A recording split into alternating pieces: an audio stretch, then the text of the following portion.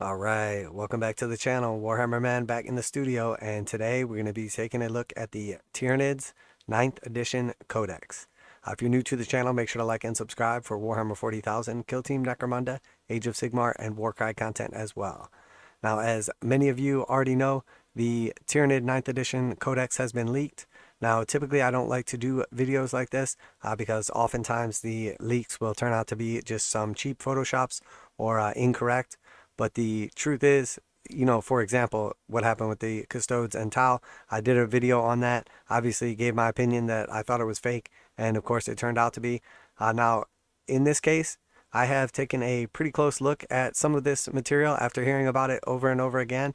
And while it's not the best quality, much of it is pretty decent quality.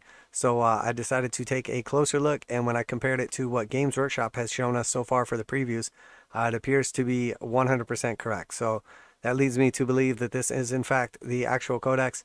Also, so much of it is leaked that it seems very, very unlikely that this is in fact been faked, as typically they will fake a couple pages or a couple images, but not going to go through and fake literally, dozens or hundreds of pages of a codex. So that being said, I've decided to do a video and take a closer look. I do apologize, some of the images are not as big as would be desired, and also are not as clear as would be desired, but overall we can get the rules, we can get a feel for it, idea of points, psychic powers, special abilities, and kind of see what the Tyranid Codex has to offer. So let's go ahead and jump right in. So just getting started here with the detachment abilities. A Hive Tendril detachment is one that only includes models with the Hive Tendril keyword, excluding models with the unaligned keyword. Hive Tendril detachments gain the Rare Organisms ability. Hive Tendril units in Hive Tendril detachments gain the Hive Fleet Adaptations ability. Troop units in Hive Tendril detachments gain the Objective Secured ability. This ability is described in Warhammer 40,000 core rulebook. So you have to have everything in the army have the Hive Tendril ability. You gain some special stuff from taking an entire army with the Hive Tendril keyword and detachment with that keyword, and then obviously objective secured for your troops as well. So now for the rare organisms portion. Some warrior organisms are seen comparatively rarely. Hive tyrants are seated amongst the swarms and centralized synaptic nodes, so only a single such organism will be observed commanding each swarm. You can include a maximum of one Hive tyrant model in each Hive Tendril detachment in your army. So each detachment with the Hive Tendril keyword can have a maximum of one Hive Tyrant. Hive Fleet adaptations. Each Hive Fleet has its own adaptations suited to the armies that it will face. If every unit from your army, excluding Hive Tendril, living artillery, and unaligned units, is from the same Hive Fleet, all Hive Tendril units with that ability and all the models in them gain a Hive Fleet adaptation. The Hive Fleet adaptation gain depends upon which Hive Fleet they are from.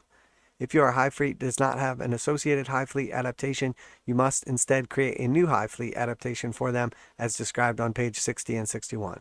This allows you to customize the rules for your Hive Fleet to best represent the fighting style. In either case, write down all of your detachment Hive Fleet adaptations on your army roster. Example, Behemoth unit with the Hive Fleet adaptations ability gains Hyper Aggressive adaptation, page 53. Hyper adaptations. Each Hive Fleet adaptation also has an adaptive element to which it can be swapped out for another rule at the start of the battle, after determining who has the first turn. There are multiple alternative rules that the adaptation element can be swapped out for, and each Hive Fleet hyper adaptation rule will specify which one is available to you. So that's important, because you have your regular adaptation rules, and then you have one that can be swapped out at the beginning of the battle. After you determine who's going to take the first turn, you can basically modify your army, how it plays, and its special rules. So very, very cool, and definitely like hyper adaptive. So example, John's army contains only Behemoth units, which have the hyper aggressive adaptation. At the start of the battle, he decides to use the hyper adaptive rule to change adaptive element of his model's adaptation. The hyper-adaptive rule for Hive Fleet Behemoth states that he can select either a Hunt or Lurk biomorphology from page 61, and we'll go through all this as well, to replace it with. he selects Unfeeling Resilience from the Lurk Biomorphologies, and so for that battle, his Behemoth unit's adaptation becomes, each time a unit with this adaptation fights, if he made a charge move, was charged, or performed a heroic intervention this turn, then until the fight is resolved, add 1 to the strength characteristic of the models in that unit. So that is the regular adaptation for Behemoth, and then the one he selected is models with this adaptation whose characteristics can change as they suffer damage are considered to have double the number of wounds remaining for the purpose of determining what those characteristics are. So essentially, you have one that's locked in, and then you can change between a bunch of other ones for your other one. So very, very strong. The ability to essentially, based on deployment or based on army selection or whatever it is at the last minute you decide, the terrain on the board, the mission, anything, you can now switch your army. You have essentially the ability to modify what you've selected. So very, very strong, in my opinion, to be able to do that. So spore seeding. Living artillery units can be included in a Hive tendril detachment without preventing other units in that detachment from gaining a Hive fleet adaptation. Living artillery units never gain a Hive fleet adaptation. Living artillery units can be included in your army without preventing other friendly Hive tendril units from benefiting from the Hive fleet hyper adaptation. All right, so on to the adaptive physiologies.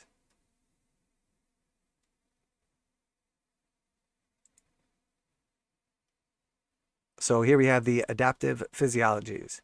If your army is battle forged and includes any Hive tendril detachments, excluding auxiliary support, super heavy auxiliary, and fortification network detachments, then when you are mustering your army, you can upgrade any monster model in your army, excluding characters and titanic models, by giving them an adaptive physiology from those presented here. So if you have a unique character, for instance, you cannot give them these adaptive physiologies the same way a unique character in another army would be locked in. So the adaptive physiologies, power rating, and then points per model. I'm not going to go over the power rating. Obviously, you can see it here hopefully pretty clearly. I have everything in HD, but I'm going to try to keep this as short as possible. For how many pages it is, we're probably going to run a couple hours. So maybe I'll break this up into separate segments. I don't know. So Dermic Symbiosis, 25 points. Enraged Reserves, 25 points. Hardened Biology, 15 points. Procognitive Sensory, 20 points. Predator Instincts, 15 points. Synaptic Enhancements, 10 points. Voracious Ammunition, 15 points. And Whipcoil Reflexes, 15 points. Each time you give a model an adaptive physiology, its power rating is increased as shown in the table above. If you are playing a match play game or a game that uses points limits, then the points value of that model is also increased by the amount shown on the same table. Make a note on your army roster each time you give a model an adaptive physiology. Each model can only have one adaptive physiology. An army or a crusade forge cannot include the same adaptive physiology more than once. So each model can only have one, and you can only have one in your army of each of the unique abilities. A crusade force cannot start with any models having adaptive physiologies. To include one in a crusade force, you must use the adaptive physiology requisition. Page 79. So not going to really apply to most people. So let's see what these do.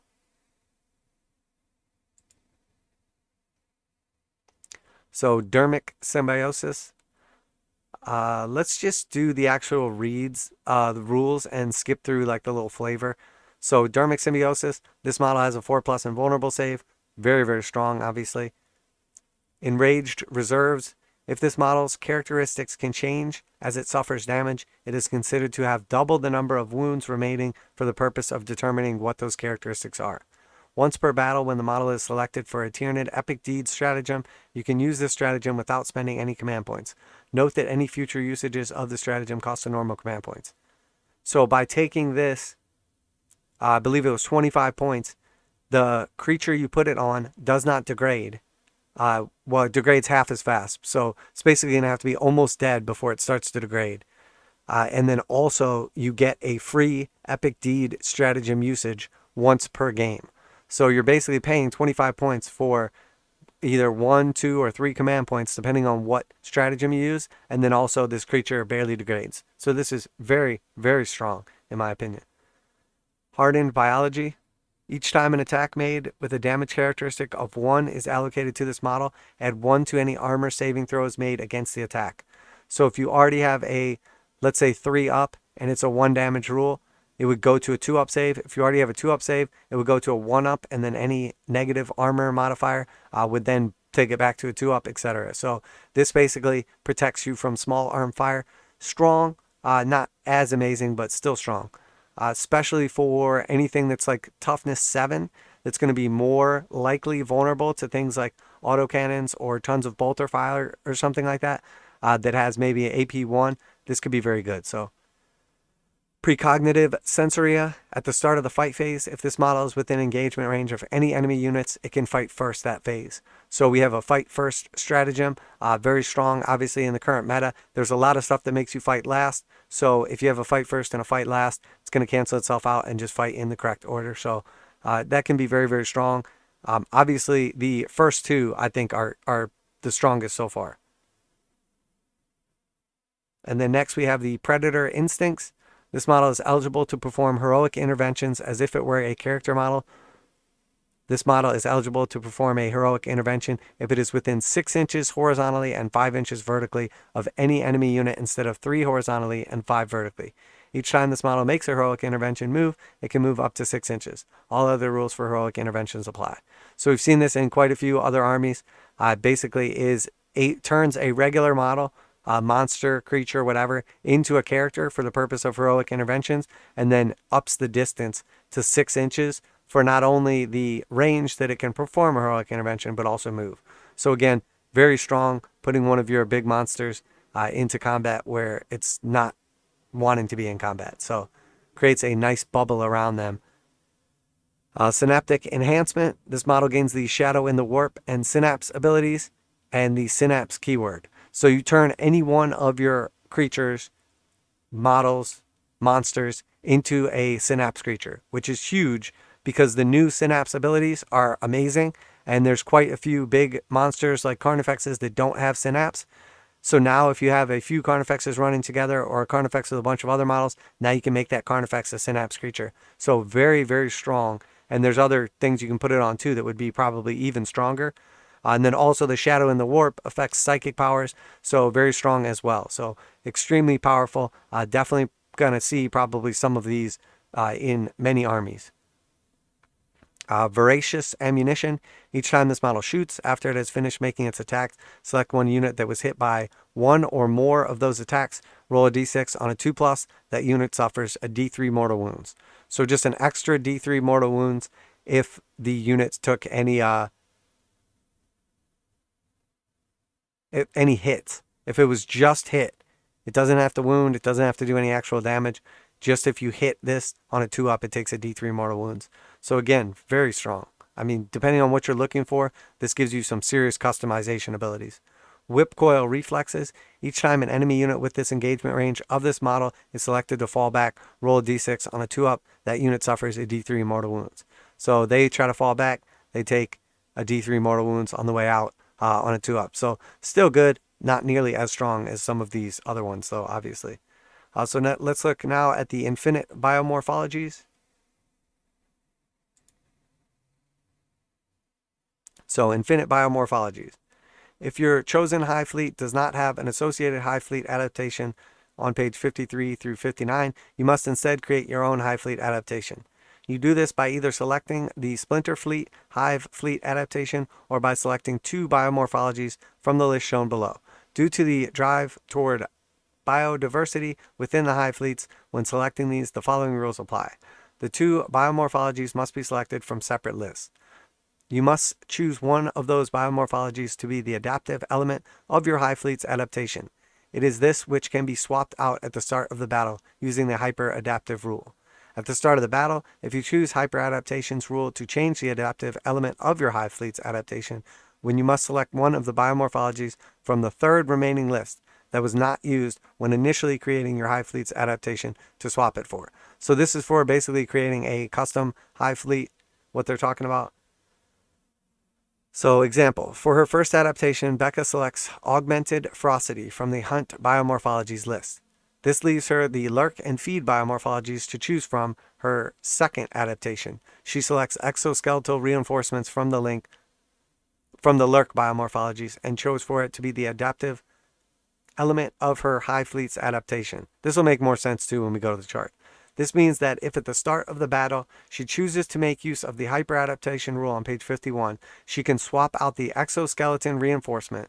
So that is her second of the keywords that she picked, or biomorphologies, for one of the feed biomorphologies. Her final Hive Fleet adaptation then becomes, so she basically had one locked in, one that she has the ability to change, and then changes out the second one for the third one, and then they have to come from the 3 different categories. So you add one to charge rolls made for units with this adaptation. Adaptive, each time an attack with an armor penetration characteristic of -1 is allocated to a model with this adaptation, that attack has an armor penetration characteristic of 0 instead. And then hyper adaptation, you can swap this Hive Fleet's adaptive rule for one of the feed biomorphologies on page 61. All right, so for the splinter fleets, select one of the following Hive Fleets and use the Hive Fleet adaptation of that Hive Fleet and its associated hyper adaptive as listed on page 53 through 59. So these are the Hive Fleets that we've all come to know and love: Hive Fleet Behemoth, Hive Fleet Kraken, Hive Fleet Leviathan, Gorgon, Jorgamundr, Kronos, and Hydra. So they have a locked-in Hive Fleet, and then they have different adaptations that are available to them, or you can create your own Hive Fleet completely. If a character model with this adaptation gains a Warlord trait, they can have the Hive Fleet Warlord trait associated with the Hive Fleet that you selected instead of a Warlord trait from page 68. So you have generic Warlord traits, then you have special Warlord traits only for models from those Hive Fleets.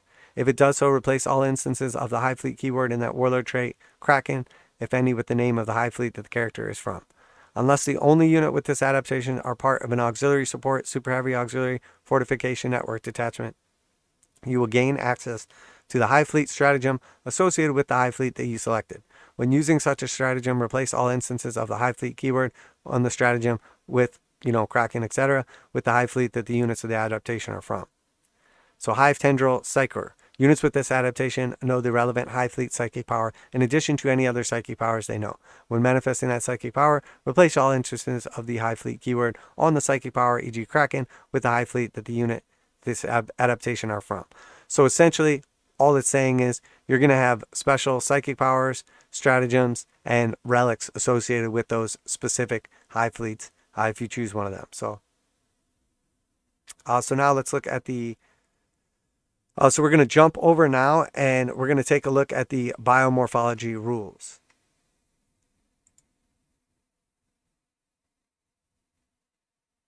So for the Tyranid biomorphology rules, the hunt biomorphologies. So these are the 3 different color-coded categories that you'll be selecting from, basically. So we start off with the hunt biomorphologies. Adrenalized onslaught. Each time a model with this adaptation makes a consolidation move, it can move up to an additional 3 inches to a maximum of 9.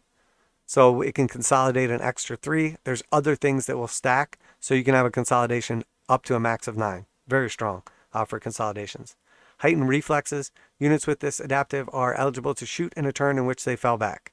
But if they do, until the end of the turn, each time a model in that unit makes a range attack, subtract 1 from the attack's hit roll. So you can fall back and then shoot at -1 to hit. Augmented ferocity. Add 1 to charge rolls made for units with this adaptation. Obviously very strong. Synaptic goading. At the start of the first battle round before the first turn begins, endless multitude units with this adaptation that start the battle wholly within your deployment zone can make a normal move of up to 6 inches. So certain units in your army have endless multitude, mostly are like swarm type units. If they start inside of your deployment zone, they can make a scout move of 6 inches before the game starts. So again, very strong rule right there. If you're infiltrating or something like that, or you don't have the endless multitude keyword like a monster or a character, obviously you cannot make that move. So you have to be in your deployment zone, but you can make a 6-inch scout move. And then ambush predators. Units with this adaptation are eligible to perform heroic interventions as if they were a character unit. So that could literally make your entire army eligible to make heroic interventions. So all of those are strong, some more than the other. I think probably the scout move and the ability to fall back and shoot, or possibly the +1 to charge, are all going to be showing up very often. Now there's combos that can be made, but you can never take 2 from the same category. So you would select 1 from that first category, and then now we're going to look at lurk biomorphologies.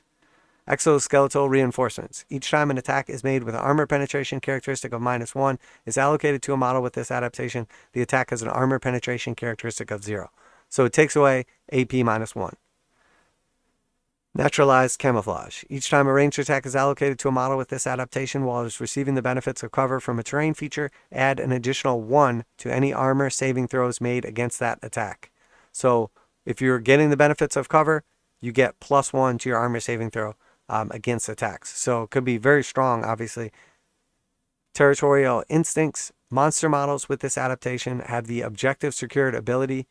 So now your monsters are objective secured. It's not quite as good as, we just saw with the White Dwarf rules, but monster models with this adaptation that have a wounds characteristic of 10 or more count as 5 models when determining control of objective markers. So it basically, instead of using your wounds characteristic, like we just saw recently in the Crusher Stampede, it just says that if they have a wounds characteristic of 10 or more, they count as 5 models. So if it has 10 wounds, it's not going to count as 10 for objective secured. It's going to count as 5, which is still very good. Not quite as good. Unfeeling resilience. Models with this adaptation whose characteristics can change as they suffer damage are considered to have double the number of wounds remaining for the purpose of determining what these characteristics are. So again, it's going to help you with monsters that degrade, doubles your wounds, so therefore you're going to stay stronger for longer. Synaptic ganglia. You can reroll Deny the Witch test taken for units with this adaptation. Each time a psychic power is manifested for a unit with this adaptation, increase the range of that psychic power by 3. If the psychic power specifies multiple ranges, add 3 to the first range specified in the psychic power. So you can reroll Deny the Witch, and you have an extra 3 inches of range on your psychic powers. So very good against a psychic army. So you're playing against all of a sudden Grey Knights or Thousand Suns or something, and you decide that you're going to use that adaptive biomorphology. Very strong. And then finally, the feed biomorphologies. Stabilizing membranes. Each time a model with this adaptation makes a ranged attack, an unmodified wound roll of 6 improves the AP by 1. Exoskeletal stabilization. Models with this adaptation do not suffer the penalty to hit rolls incurred for firing assault weapons in the same turn that their unit has advanced.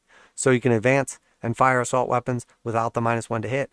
Models with this adaptation do not suffer the penalty to hit rolls incurred for firing heavy weapons in the same turn that the unit has moved. So they can move and fire heavy weapons without the -1. They can advance and fire assault weapons without the -1. And then finally, monster models with this adaptation do not suffer the penalty incurred to their hit rolls for firing heavy weapons at enemy units that are within engagement range of them.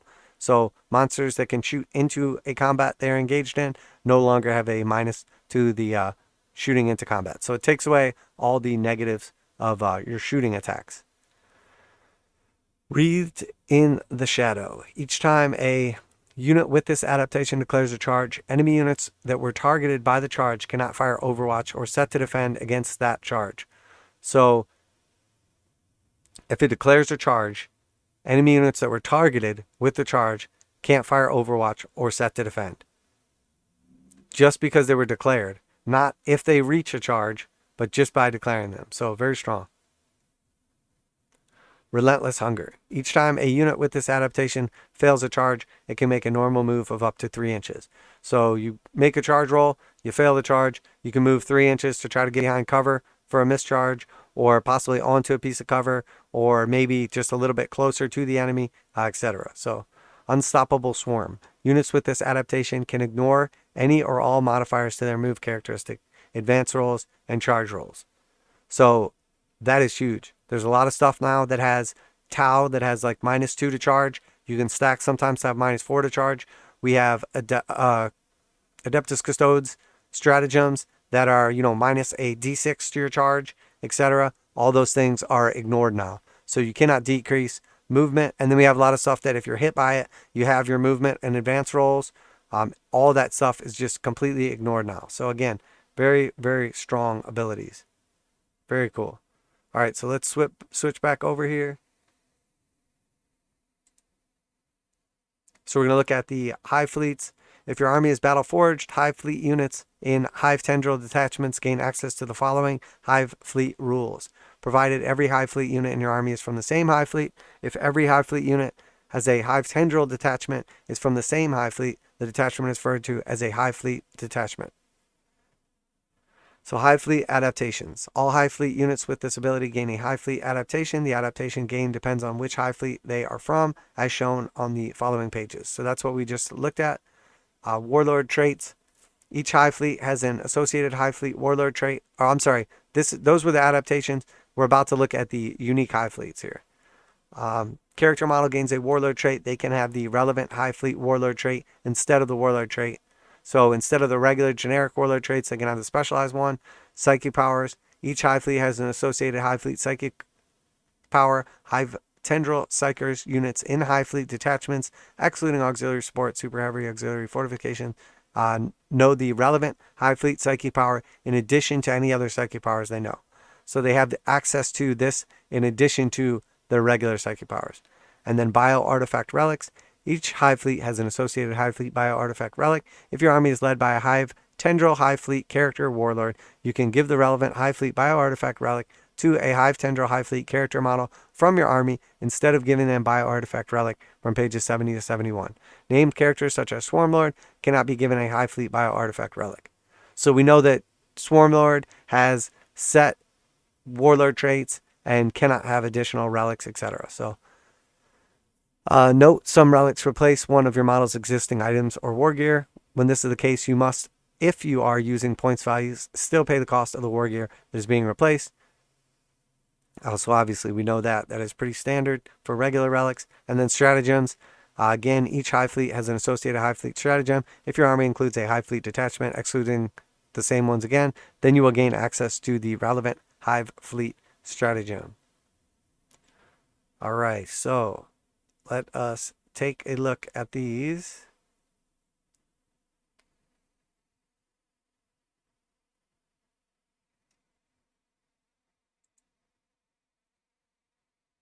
Actually, first we're going to take a look at the Synaptic Imperative abilities.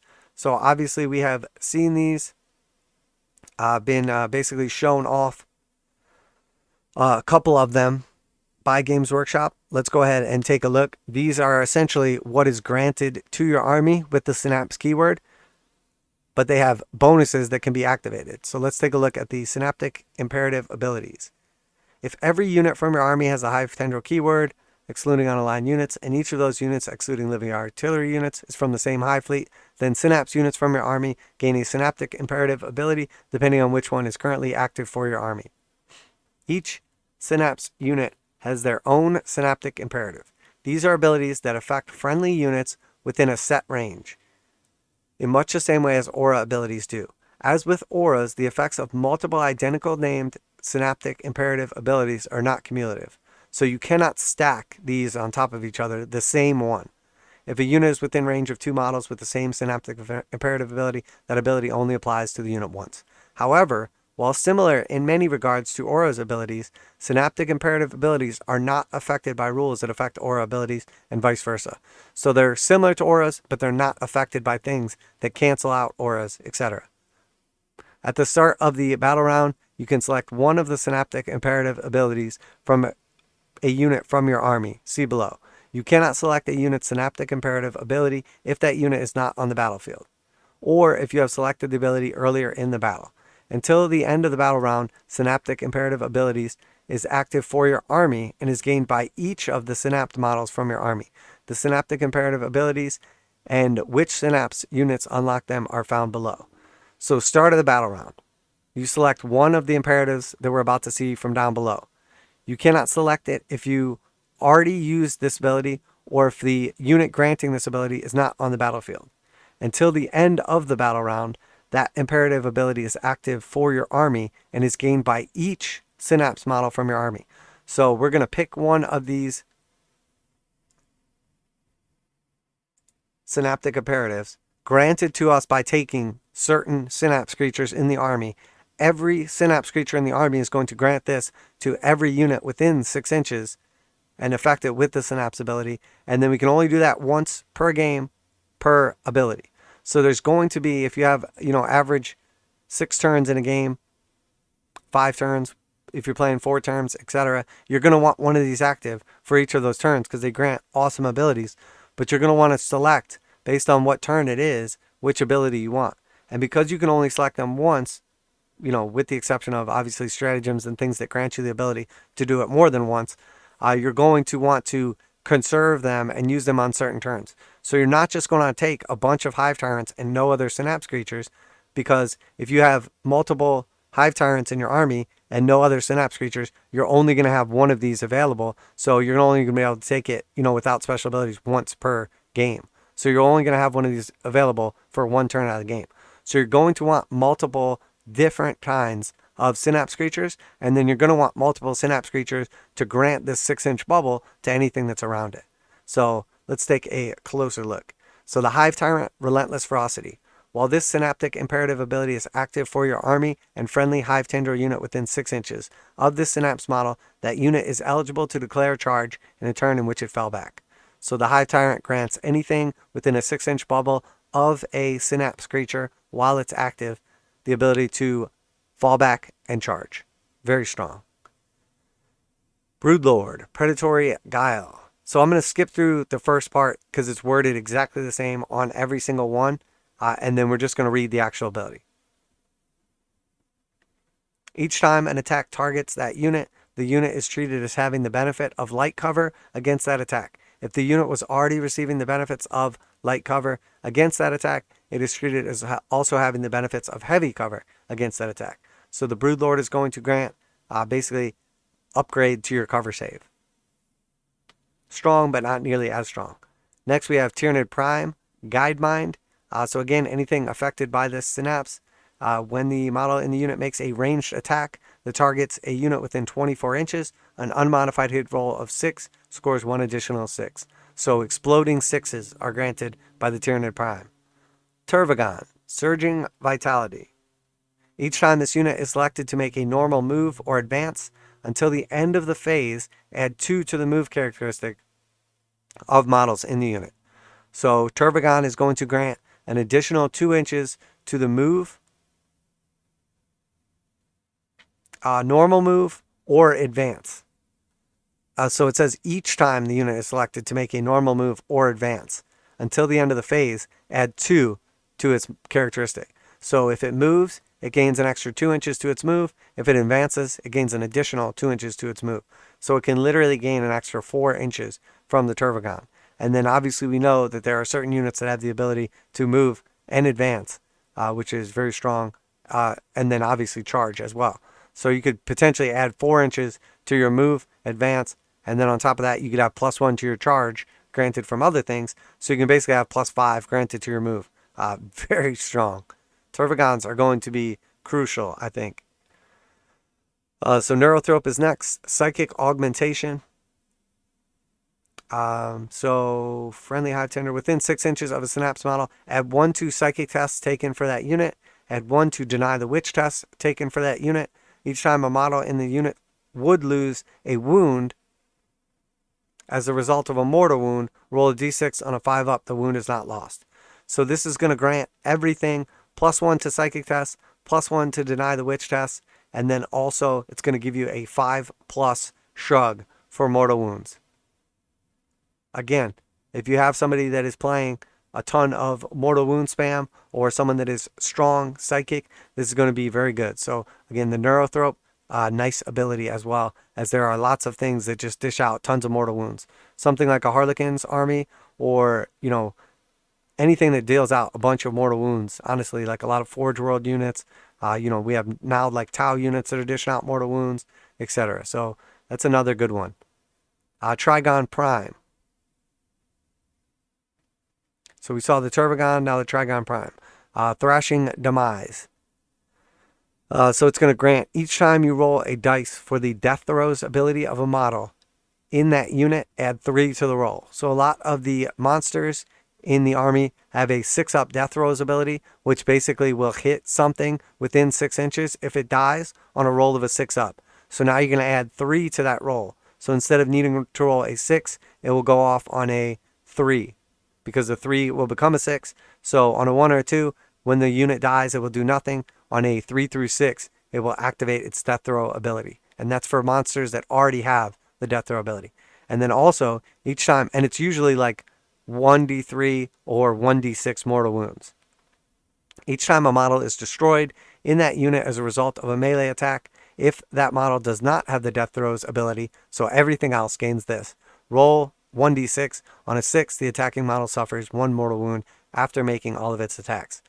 So if you, for instance, have a big unit of gaunts and all of a sudden you find, a massive unit of gaunts wiped out, 24 gaunts or something like that, and you have this active, you're going to average roll 4 6s. So you're going to do 4 mortal wounds to the unit that just wiped out your gaunts. Not amazing, but not bad. Trigon ability, could go either way. It's going to be more useful for the big monsters' death throw abilities, dishing out a bunch of extra mortal wounds from your big griblies than the small ones. But a couple mortal wounds here and there can still be crucial for little guys. Next we have the Tyranid Warriors. So goaded to slaughter. So each time a model in that unit makes a melee attack, an unmodified hit roll of 6 scores 1 additional hit. So a melee attack, exploding 6s. We saw the Tyranid Prime has a shooting attack within 24, exploding 6s on your hits. So both those are very good. Obviously exploding 6s, especially with mass amount of firepower or like a very strong weapon that has a decent amount of attacks. So Maleceptor, Psychic Oversight. For the Maleceptor, if that unit is performing an action, it can make ranged attacks without that action failing. The unit can start to perform an action even if it advanced or fell back this turn. And if that unit has the Psychic keyword, performing a psychic action does not prevent it from manifesting psychic powers. So we know with necromunda, we basically have psychic like secondaries that can be activated by performing a psychic action. Normally that would take up one of your casts. Many of the Tyranid units have either 1 or 2 casts. So now you can do that psychic action and it doesn't use up one of your casts. That is huge. And then also, things like raising banners or any of the other, primaries or secondaries that require you to perform an action, you can now make ranged attacks even though you're performing that action. Normally you can't shoot. That is also very good because now your unit is still doing what it's supposed to do and it's performing that action. So it's full-on multi-purposing. And then a unit can start to perform an action even if it advanced or fell back this turn. Normally that would prohibit you from it. So someone could tag your unit, stop you from, being able to perform an action in the following turn. Now you could fall back and then still perform that action. So very powerful. Maleceptor grants a very nice ability. Very nice ability. I mean, this could be literally game-breaking, game-changing in many cases. Next, we have the Zoanthrope, and I think this one is by far a requirement for every army. So monster models in that unit have a 4+ invulnerable save, and models excluding monster models in that unit have a 5+ invulnerable save. So just a reminder, this will be activated at the start of the battle round, and then any unit in your army within 6 inches of a Synapse model, including the Synapse model itself, will be granted the ability. Either if it's a monster, a 4+ invulnerable save, or if it's just any other unit in your army, a 5+ invulnerable save. So if you have a bubble around every unit in your army, this will literally grant your entire army a 5+ invulnerable save, 4+ for your monsters. Most of the monsters now have a 2+ save to begin with, so now you're going to be looking at a 2+, 4+ invulnerable without cover or anything else taken into account.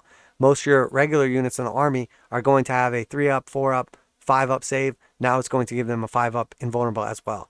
So for the first turn, anything exposed, this could be very, very strong on. It's going to allow you to cover some distance with, a massive advantage to your army on that first turn, especially if you don't get to go first and you're going to take a bunch of damage first.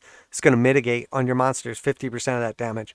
On the rest of your stuff, 33% of that damage. Very, very strong. I mean, you have to have a unit of Zoanthropes in your army. Now, granted, maybe you can put some stuff out of line of sight and you're not going to be as vulnerable. Maybe you'll want to do this on your second turn.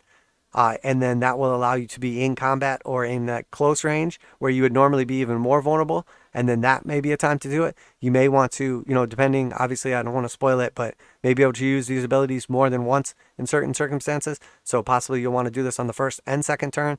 Maybe you'll want to save one for later in the game. The important thing is if your unit dies before you use this ability, you're not going to be able to use the abilities again. So you zoanthropes are going to be a priority target for your army.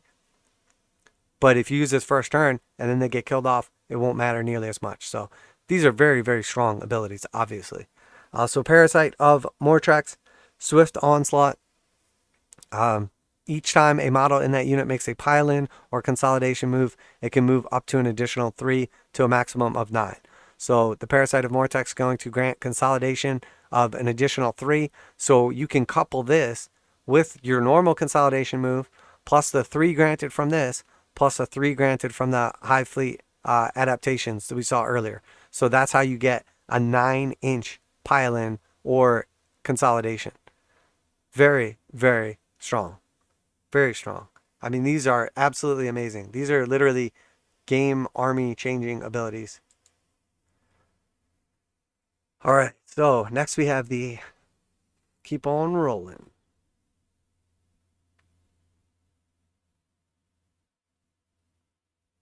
Give me just 1 second.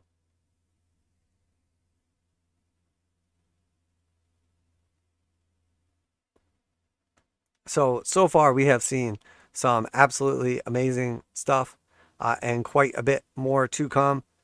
We are right about at about 40 minutes in so far. So let's keep on rolling through here. Ripping and rolling. So far, honestly, Tyranids seem very, very strong to me. I'm not sure how anybody else is looking at these, but these abilities are absolutely stunning.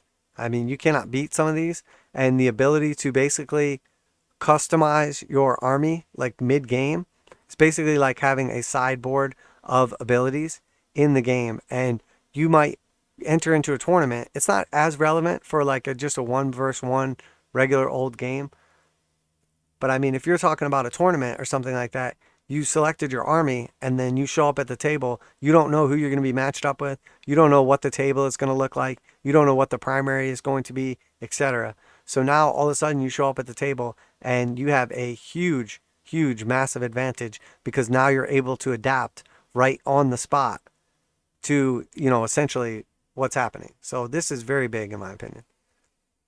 All right, so let's look at our Alien Cunning is 1. So these are basically the Warlord Traits. So the Alien Cunning,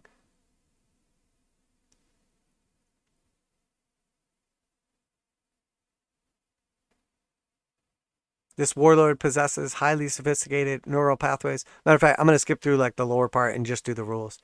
This Warlord has the objective secured ability. This Warlord counts as 5 models when determining control of an objective marker. This Warlord can start to perform an action even if it advanced or fell back this turn. So again, very powerful. Your Warlord is now objective secured, counts as 5 models, and can perform actions even if it advanced or fell back that turn. So now this one does not allow you to shoot and do all the other stuff as well. That might be a little too strong because you could basically plant a guy on an objective, do an action, and then shoot with like a awesome ranged weapon on like a sweet walking high tyrant or something like that. So it's not going to give you that full ability, but the objective secured, in my opinion, is going to be very strong on your Warlord. So it's very good. Heightened senses at the start of the fight phase. If this Warlord is within engagement range of any enemy units, it can fight first that phase. So we now have a fight first rule for the Warlord traits. Each time this Warlord makes an attack, you can re-roll the hit roll. So this does not say for shooting only or combat only. So you can re-roll all your hits, and it doesn't have to be misses. It just says when you attack. So for things that grant explosive 6s or mortal wounds on 6s or anything like that, you can literally just re-roll everything that's not, a 6 or whatever your ability is. And then also being able to always fight first. Again, heightened senses, very, very strong. Synaptic Linchpin. Add 3 inches to the range of the Warlord's aura abilities and Synaptic Imperative abilities. So for your auras and your Synaptic Imperatives, now this Warlord, instead of the 6-inch bubble, is going to have a 9-inch bubble. So now you have a Warlord with an 18-inch Synaptic bubble around him. So obviously for a central unit in your army, can grant it to a massive amount of units. Each time this Warlord uses an ability in your command phase, the specific range until the end of the phase, add 3 to the range of that ability. So we have some command phase abilities on things like the Swarm Lord, etc. So you can add 3 to the range of that ability. Obviously, we'll see those shortly as well. Keep in mind, with these Warlord traits, normally you're only going to be able to take 1, but we know obviously that a lot of armies have stratagems, etc. that will allow you to take more than 1. So again, very, very powerful. Direct guidance. In your command phase, select one friendly Hive Fleet core unit with the synaptic link range of the Warlord. Until the start of your next command phase, each time a model in that unit makes an attack, add 1 to the attack's hit roll.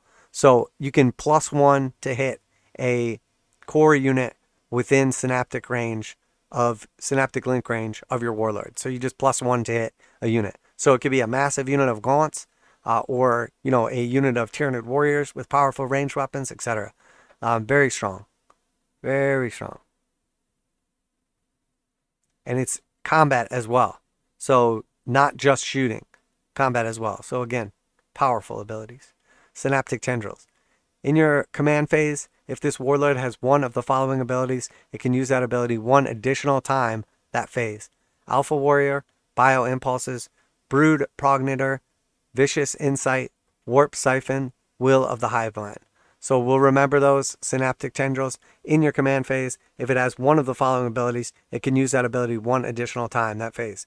So essentially doubling the special ability usage of your Warlord. So again, it's Bio Impulses, Brood Progenitor, Vicious Insight, Warp Siphon, and Will of the Hive Mind. So we will obviously get to those when we get to them, but those are all, not all strong, but some of those are very good. So to be able to do that twice in a turn is absolutely amazing. So next we have the Adaptive Biology. Each time the Warlord would lose a wound, roll a d6 on a 5-up. That wound is not lost. So obviously a 5-up shrug is very strong. We know that. There is no surprise there. So on to our psychic powers. So as you can see, this book is loaded, and the ability to stack some of these rules on top of each other is going to be absolutely amazing. So Catalyst, this is one we're familiar with. Blessing, Catalyst has a warp charge value of 6. If manifested, select one friendly Hive Fleet unit within synaptic link range of this psyker until the start of the next psychic phase.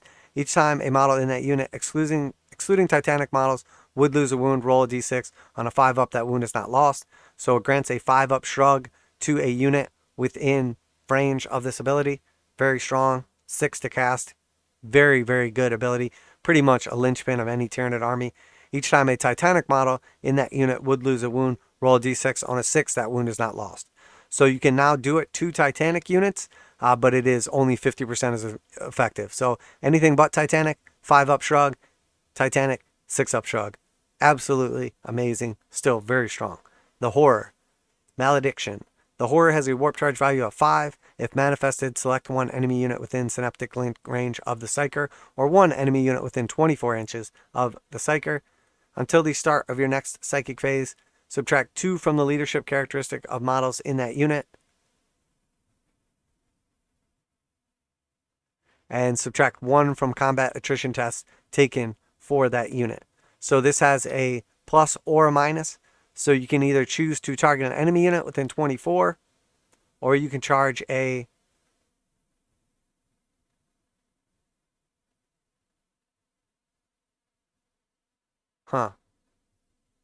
I'm not sure if that is correct. Hang on one second here. If manifested, select one enemy unit within synaptic link range of this psyker, or one enemy unit within 24 inches of this psyker. So if your synaptic link range is over 24 inches, that would be better. So maybe from like the Norn Crown or something like that. Okay, so subtract 2 from the leadership characteristic of models in that unit, or subtract 1 from combat attrition tests taken for that unit. Interesting. And then the Neuro Parasite ability is actually cut off.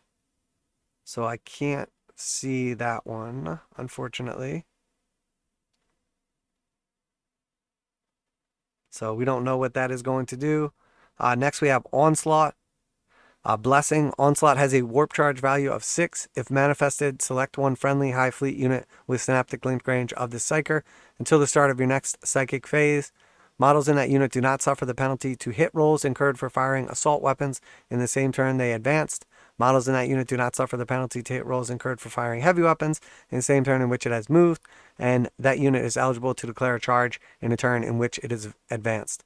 So that is obviously taking away -1 for advancing and shooting assault weapons, or moving and shooting heavy weapons is good, but the ability to declare a charge in a turn in which it advanced is very powerful. So what we were talking about earlier, where you have a +2 to your move, a +2 to your advance, and then a +1 to your charge, and now you can move, advance, and charge. You now have +5 to your moves. And then, if your movement is somewhere around, let's say just a base 6, it becomes 8, and then your advance roll is, let's say, just a regular old d6, and let's say you roll a 4, it becomes 6, so now you're 14, and then your charge range is 2d6, let's say you roll a 7, so now you're at 21 +1, so you now have a 22-inch threat range with just average rolling. And then on top of that, you have things that have bonuses to their advance, like automatically advance 6, or bonuses to their charge that allow you to roll 3d6 for your charge range, and then you have units in your army that are moving 8 and 10 inches or more in a turn. So you're essentially turning your threat range into, there's easily units in your army that can have a threat range of like 36 plus inches. I mean, absolutely stunning ability, and that's on a warp charge value of 6. And then you have a lot of stuff that's giving you +1 to cast here. And so far we've seen Catalyst is a 6, Horror is a 5, Onslaught is a 6. So with +1s, you're casting on like 3s, 4s, 5s, etc. So absolutely crazy. Malediction is a 7. Paroxysm is a 7. Malediction, Paroxysm has a warp charge value of 7. If manifested, select one enemy unit within synaptic link range of this psyker, or an enemy unit within 18 inches of this psyker. So again, if you have a synaptic link range greater than 18, this would be relevant. Otherwise, it's just 18. Until the start of your next psychic phase, the unit cannot fire Overwatch or set to defend. Each time a model in that unit makes a melee attack, subtract 1 from the attack's wound roll. So you basically, if something is already wounding one of your units, a very strong unit of yours, on like 5s, you can turn that into 6s, making them 50% less effective. If they're normally wounding on 4s, you can turn it into 5s, making them like 33% less effective. Very strong psychic powers. Still very good. So next we have our relics. All right, so for the relics, and I mean, so far, these rules are just absolutely amazing. I'm not going to lie. I'm pumped for Tyranids to actually be legitimate and to be able to build a mixed Tyranid army, not just have to go with like the big bugs, Crusher Stampede. So the Yawgmoral factor, at the start of your fight phase, select one of the following. Until the end of the phase, add 2 to the bearer's strength characteristic. Until the end of the phase, add 1 to the bearer's attack characteristic. Until the end of the phase, add 1 to the bearer's toughness characteristic. So obviously, very, very strong relics. So you have the ability to basically, at any time, at the beginning of the fight phase, at any time throughout the game, you can give yourself a bonus 2 to strength, so you can wound something on like 2s. Assuming this is going to be on a big character that hits hard. Maybe before you needed 3s, now you're going to 2s. Or maybe you just want that extra attack. A lot of the things in your army have the ability to turn 1 attack into 2 or 3 attacks. So you're basically buffing your attacks characteristic pretty strong. And then obviously we have 1 to the bearer's toughness. So if something would normally be wounding you on 3s or 4s, and the 1 toughness bonus is going to make that into 4s or 5s, could be very good. So nice, again, the flexibility within this army in mid-game is absolutely stunning. I mean, next level. Models equipped with, this is the Reaper of Obliterax. Models equipped with Bone Sword or Monstrous Bone Swords only. This model's Bone Sword or Monstrous Bone Sword gains the following ability. Each time an attack is made with this weapon, if that attack successfully wounds the target suffers 1 mortal wound in addition to any other damage.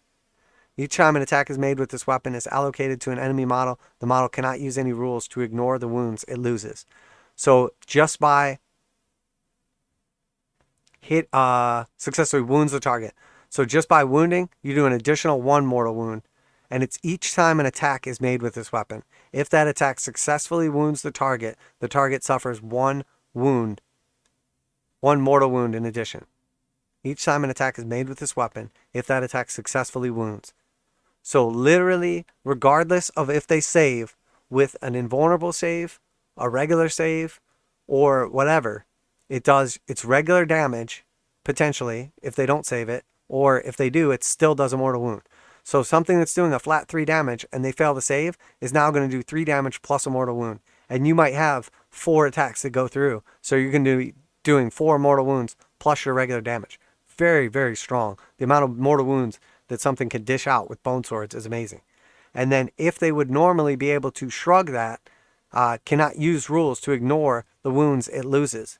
So it's not able to use any type of shrug on the mortal wounds or on the regular wounds. So very, very strong. Very strong. And then next we have the Maw Claws of Thyrax. Add 1 to the bearer's attacks. Each time the bearer makes a melee attack, you can reroll the wound roll. Each time the bearer destroys an enemy unit as the result of a melee attack, until the end of the battle, add 1 to the bearer's attack characteristics. So you get +1 attack right off the bat. You can now re-roll your wound rolls. Not just unsuccessful ones, any wound rolls. So if you have something that has exploding 6s on wounds to do mortal wounds or something like that, you could re-roll them all if you need those mortal wounds. Or if you just want to re-roll misses, you can do that as well. So +1 attack, re-rolling your wounds in melee only. And then each time the bearer destroys an enemy unit as a result of a melee attack, until the end of the battle, add 1 to the bearer's attack characteristics. So that could be a character, it could be a squad, it could be a vehicle. Any unit you destroy, you get +1 to your attacks to a maximum of 3. So you keep stacking up. Every time this unit kills something, it stacks more and more attacks. So this is absolutely phenomenal. And then it's re-rolling wounds, so it's becoming a more efficient killer the more it kills. So it's literally like an avalanche, just picking up steam as it gets bigger. So Resonance Barb, Psyker model only. Add 1 to psychic tests taken for the bearer. So we know now there's already things that give you +1 potentially to your psychic test. Now you can have +2 to your psychic test. So things that take a 7 to cast are taking 4s. Things that are taking 5s to cast are being cast on 3s. So you can almost guarantee psychic tests at this point in time with +2 from them. And then also the bearer knows 1 additional psychic power from the Hive Mind discipline. So it doesn't allow you to cast 1 additional psychic power, but allows you to know 1 additional psychic power. So very strong once again. And then, oh, sorry, I had you guys on the wrong one that whole entire time. Oh, no, we didn't. Yeah, I did actually. Oh, that's my fault. Yep, sorry about that. Pathogenesis. You can't actually see what that one does. So here's our next page. Yeah, that's my fault. I had you on the wrong relic page there while I was reading. So next we have the Scythe of Tyrant. Model equipped with 2 monstrous scything talons only. The relic replaces 2 monstrous scything talons and has the following profile. So the reason it's specified like that, it has to be monstrous scything talons, and some creatures have more than 2 monstrous scything talons. So it will replace 2 monstrous scything talons. And it does +2 strength, -4 AP, and 3 damage. Each time the bearer fights, it makes 2 additional attacks with this weapon. So monstrous scything talons, we know already give you +1 attack per scything talon. So in this case, it replaces 2. It replaces those 2 attacks, and then it also gives you +2 strength, -4 AP, and 3 damage. So very, very good. Just stronger version of monstrous scything talons. Balethorn Cannon, auto-equipped with the Stranglehorn Cannon only. The relic replaces the Stranglehorn Cannon and has the following profile. Balethorn Cannon, range 36, heavy, D3 +3, strength 10, -3 AP, 3 damage, and blast. So you're looking at 4 to 6 shots at strength 10, 36-inch range with -3 AP, 3 damage, and blast. So can do some serious damage if you're taking a Stranglehorn Cannon. And then next we have the Gestation Sac, Once per battle, the bearer can perform the following action. Bursting the sack. Action. At the start of your shooting phase, this model can start to perform this action. The action is completed at the end of that phase. So you're basically foregoing shooting to do this. When it is completed, set up a new Hive Fleet Ripper Swarm unit on the battlefield within 3 inches of this model and not within engagement range of enemy units. The Ripper Swarm unit contains a D3 +1 models, and if you are playing a game that uses points limits, it does not cost any reinforcement points. So you basically forego your shooting for that turn, do this action. At the end of the shooting phase, after you perform this action, you get between 2 and 4 Ripper Swarms within 3 inches of it. So very cool. Ripper Swarms are no longer objective secured, but still, I mean, just a free unit. You know, basically a Ripper Swarm, I think is, I want to say they're 9 points. We'll see when we get there. But, you know, you're basically getting between 18 and 36 free points by performing this action. You know, it is costing you, obviously, a relic, but pretty freaking good. And there's a bunch of other ways to spawn, you know, gaunts and Ripper Swarms for free that don't take up points as well. So when you start stacking some of these things, instead of going from a 2,000 point army, or if you're playing a smaller game at 1,000 points, maybe now you're getting a free, you know, 50 points, 100 points or more using these abilities. So you could essentially use, you know, you're basically getting a bigger army than your opponent by using some of these abilities. So we have the Dirge Heart of Karis.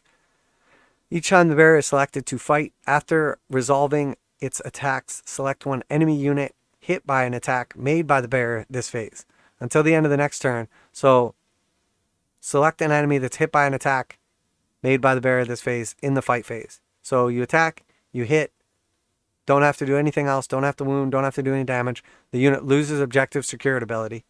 Subtract 1 from their leadership of models in that unit. So just by hitting a unit, you take away objective secured. So now if they lose objective secured and you have a unit with objective secured, even though they outnumber you, you now take that objective. So very, very strong ability to essentially steal objective secured when normally you would not be able to. So really, really good. I mean, these are absolutely phenomenal. I mean, I don't have to tell you that. So far, this codex is stunning.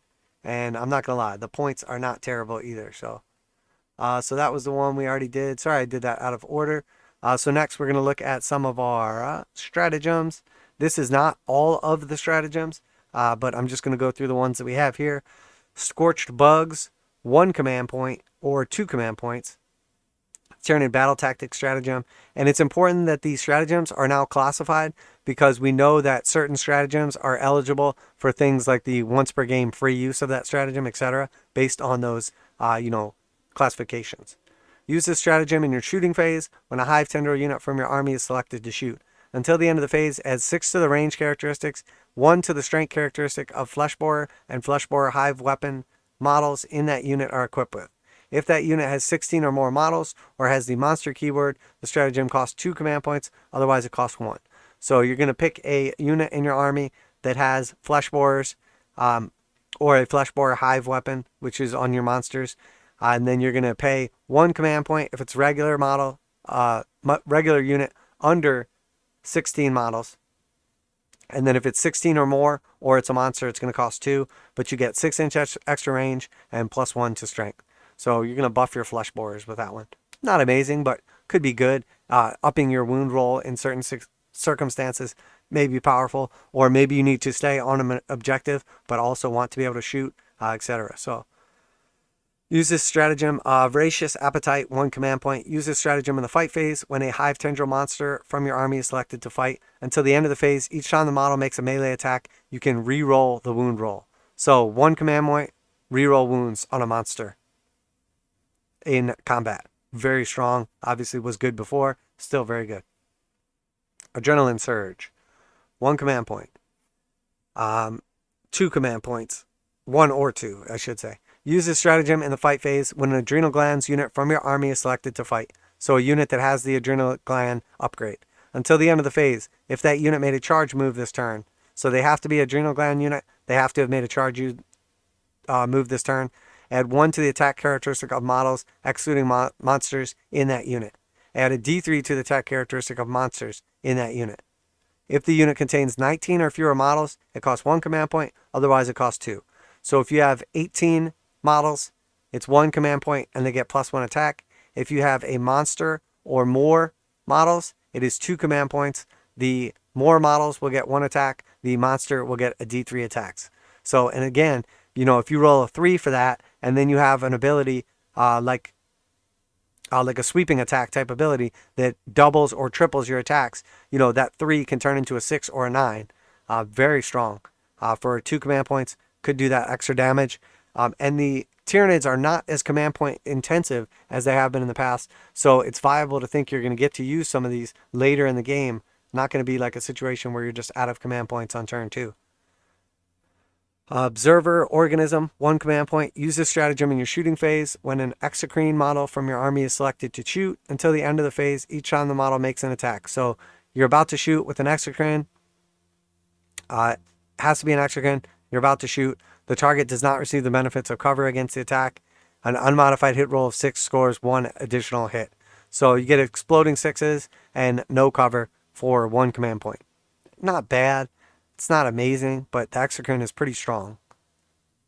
But honestly, there's so much good stuff. I'm not sure how much range shooting you're going to want to be doing. With the exocrines anyway. Indomitable Monstrosity, 1 command point. Battle Tactic Stratagem.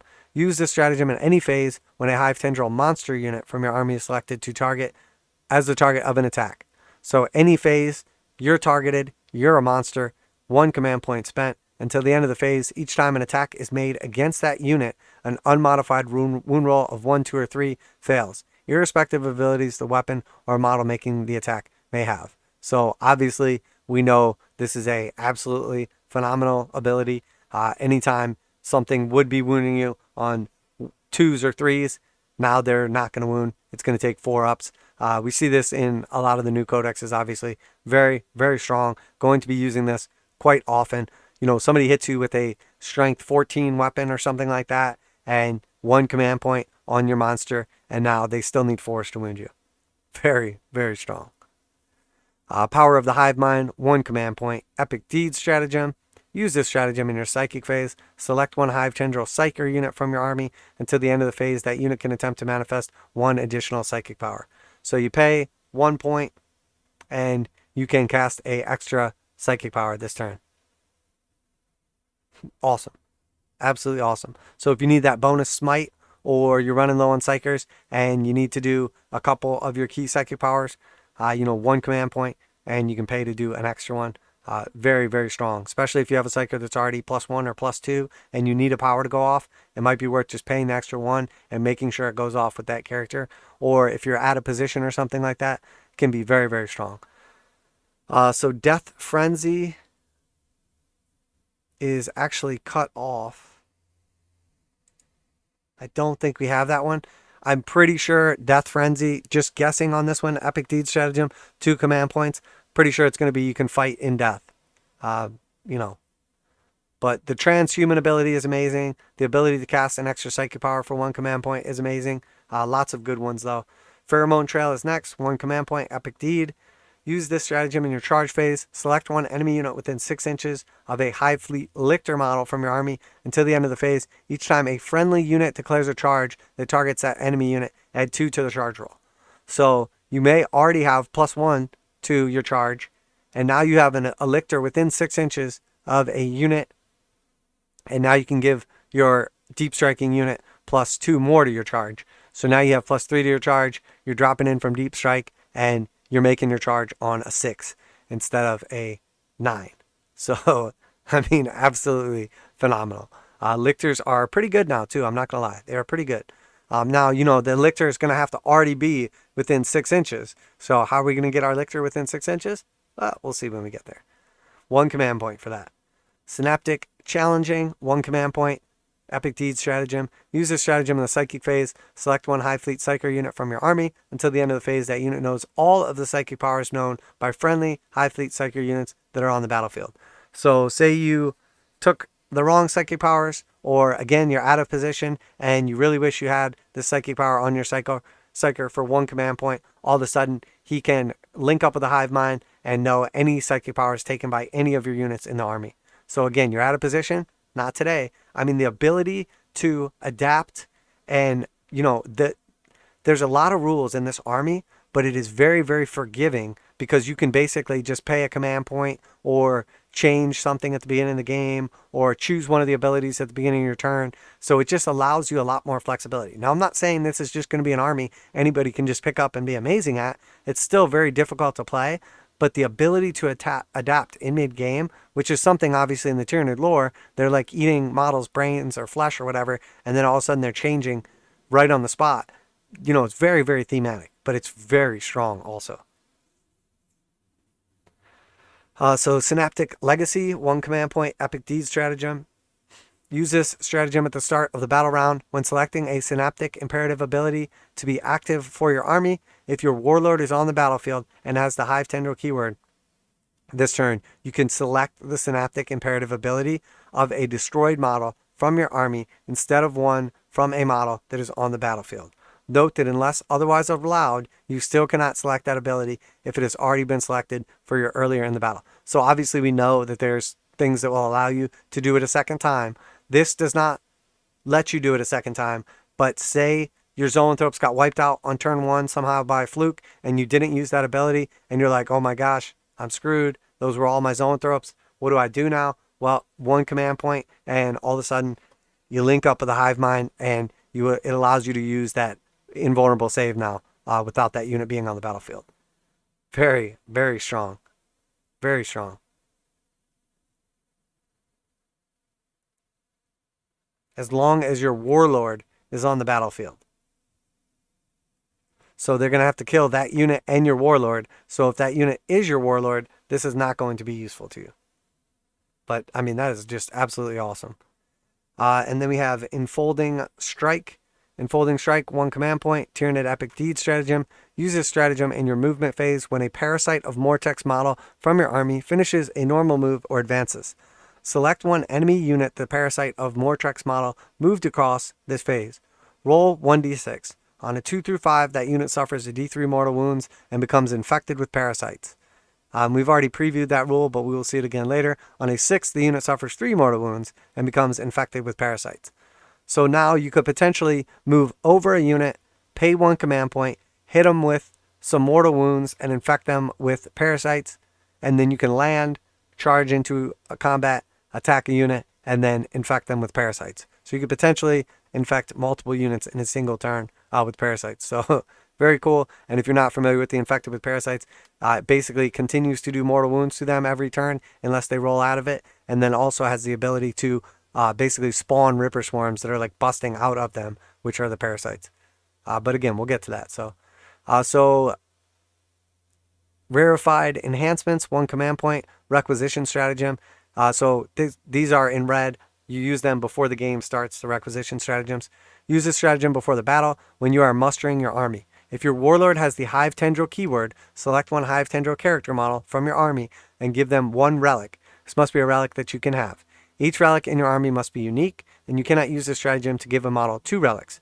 You can only use the stratagem once unless you are playing a strike force battle, in which case you can use the stratagem twice, or an onslaught battle, in which case you can use the stratagem 3 times. So now we know you can basically go from having 1 relic in your army to potentially having 4 relics in your army. It is going to cost you an additional 3 command points, but we have seen how good the relics are, so it might be the best 3 command points you have ever spent. Very, very good. So, I mean, 3 command points. Now you have 4 of those awesome relics we saw. Very good. And then Hive Predator, 1 command point. Use this stratagem before the battle when you are mustering your army. If your Warlord has the Hive Tendril keyword, select 1. Oh, no, that one's cut off, too. That's too bad.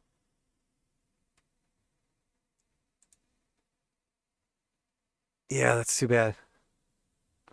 I don't know what that one does. That might be the Warlord trait one, where you can get an additional Warlord trait. So next we have Toxic Entanglement, 1 command point, Strategic Ploy Stratagem. Use this stratagem in your shooting phase when a Toxicrene model from your army scores a hit against an enemy unit, excluding aircraft, with a ranged attack. So you shoot with a Toxicrene, get a hit on anything but an aircraft, with a ranged attack, obviously. Roll 1d6 on a 2-up until the start of your next movement phase. Have the move characteristic of models in that unit. So you grab onto it. Now it has half movement until your next turn. If a charge is declared with the enemy unit, the Toxicrene must be one of the targets for the charge. So they have to charge the Toxicrene and something else, or just the Toxicrene. If a charge is declared with the Toxicrene model, the enemy unit must be one of the targets of that charge. In addition, add 2 to the charge roll. So I think the Toxicrene's range is only like 8 or something like that. So now it's going to turn your 8-inch charge into a 6-inch charge. So it's your shooting phase. You shoot, you hit it, you pay 1 command point, and on a 2, now you're going to make it into charge range on a 6. Maybe you already have +1, maybe you have +3, so now it's an auto charge. I mean, very strong, very strong. But it just another one of those just random abilities. If you're taking Toxicrenes, you're going to want that one in your back pocket for sure. The ability to slow down units unexpectedly is always huge, especially if you slow them and then force them to charge you, as opposed to just going around you. Anytime you can mess with your opponent's ability to do what they want to do, it can be good. Impaling hooks, 1 command point. War gear stratagem. Use this stratagem in the fight phase. When a flesh hooks unit from your army is selected to fight, until the end of the phase, each time a flesh hook model in that unit makes a melee attack against an enemy unit, excluding vehicles and monsters, add 1 to the attack hit roll. So if you have flesh hooks, you play this on the unit gets +1 to hit against anything but vehicles and monsters. Lots of stuff has flesh hooks too, or can take them.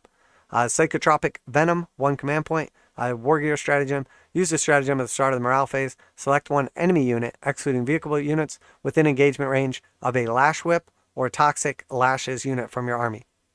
Until the end of the phase, subtract 2 from its leadership characteristic, or subtract 1 from its combat attrition test taken for that unit.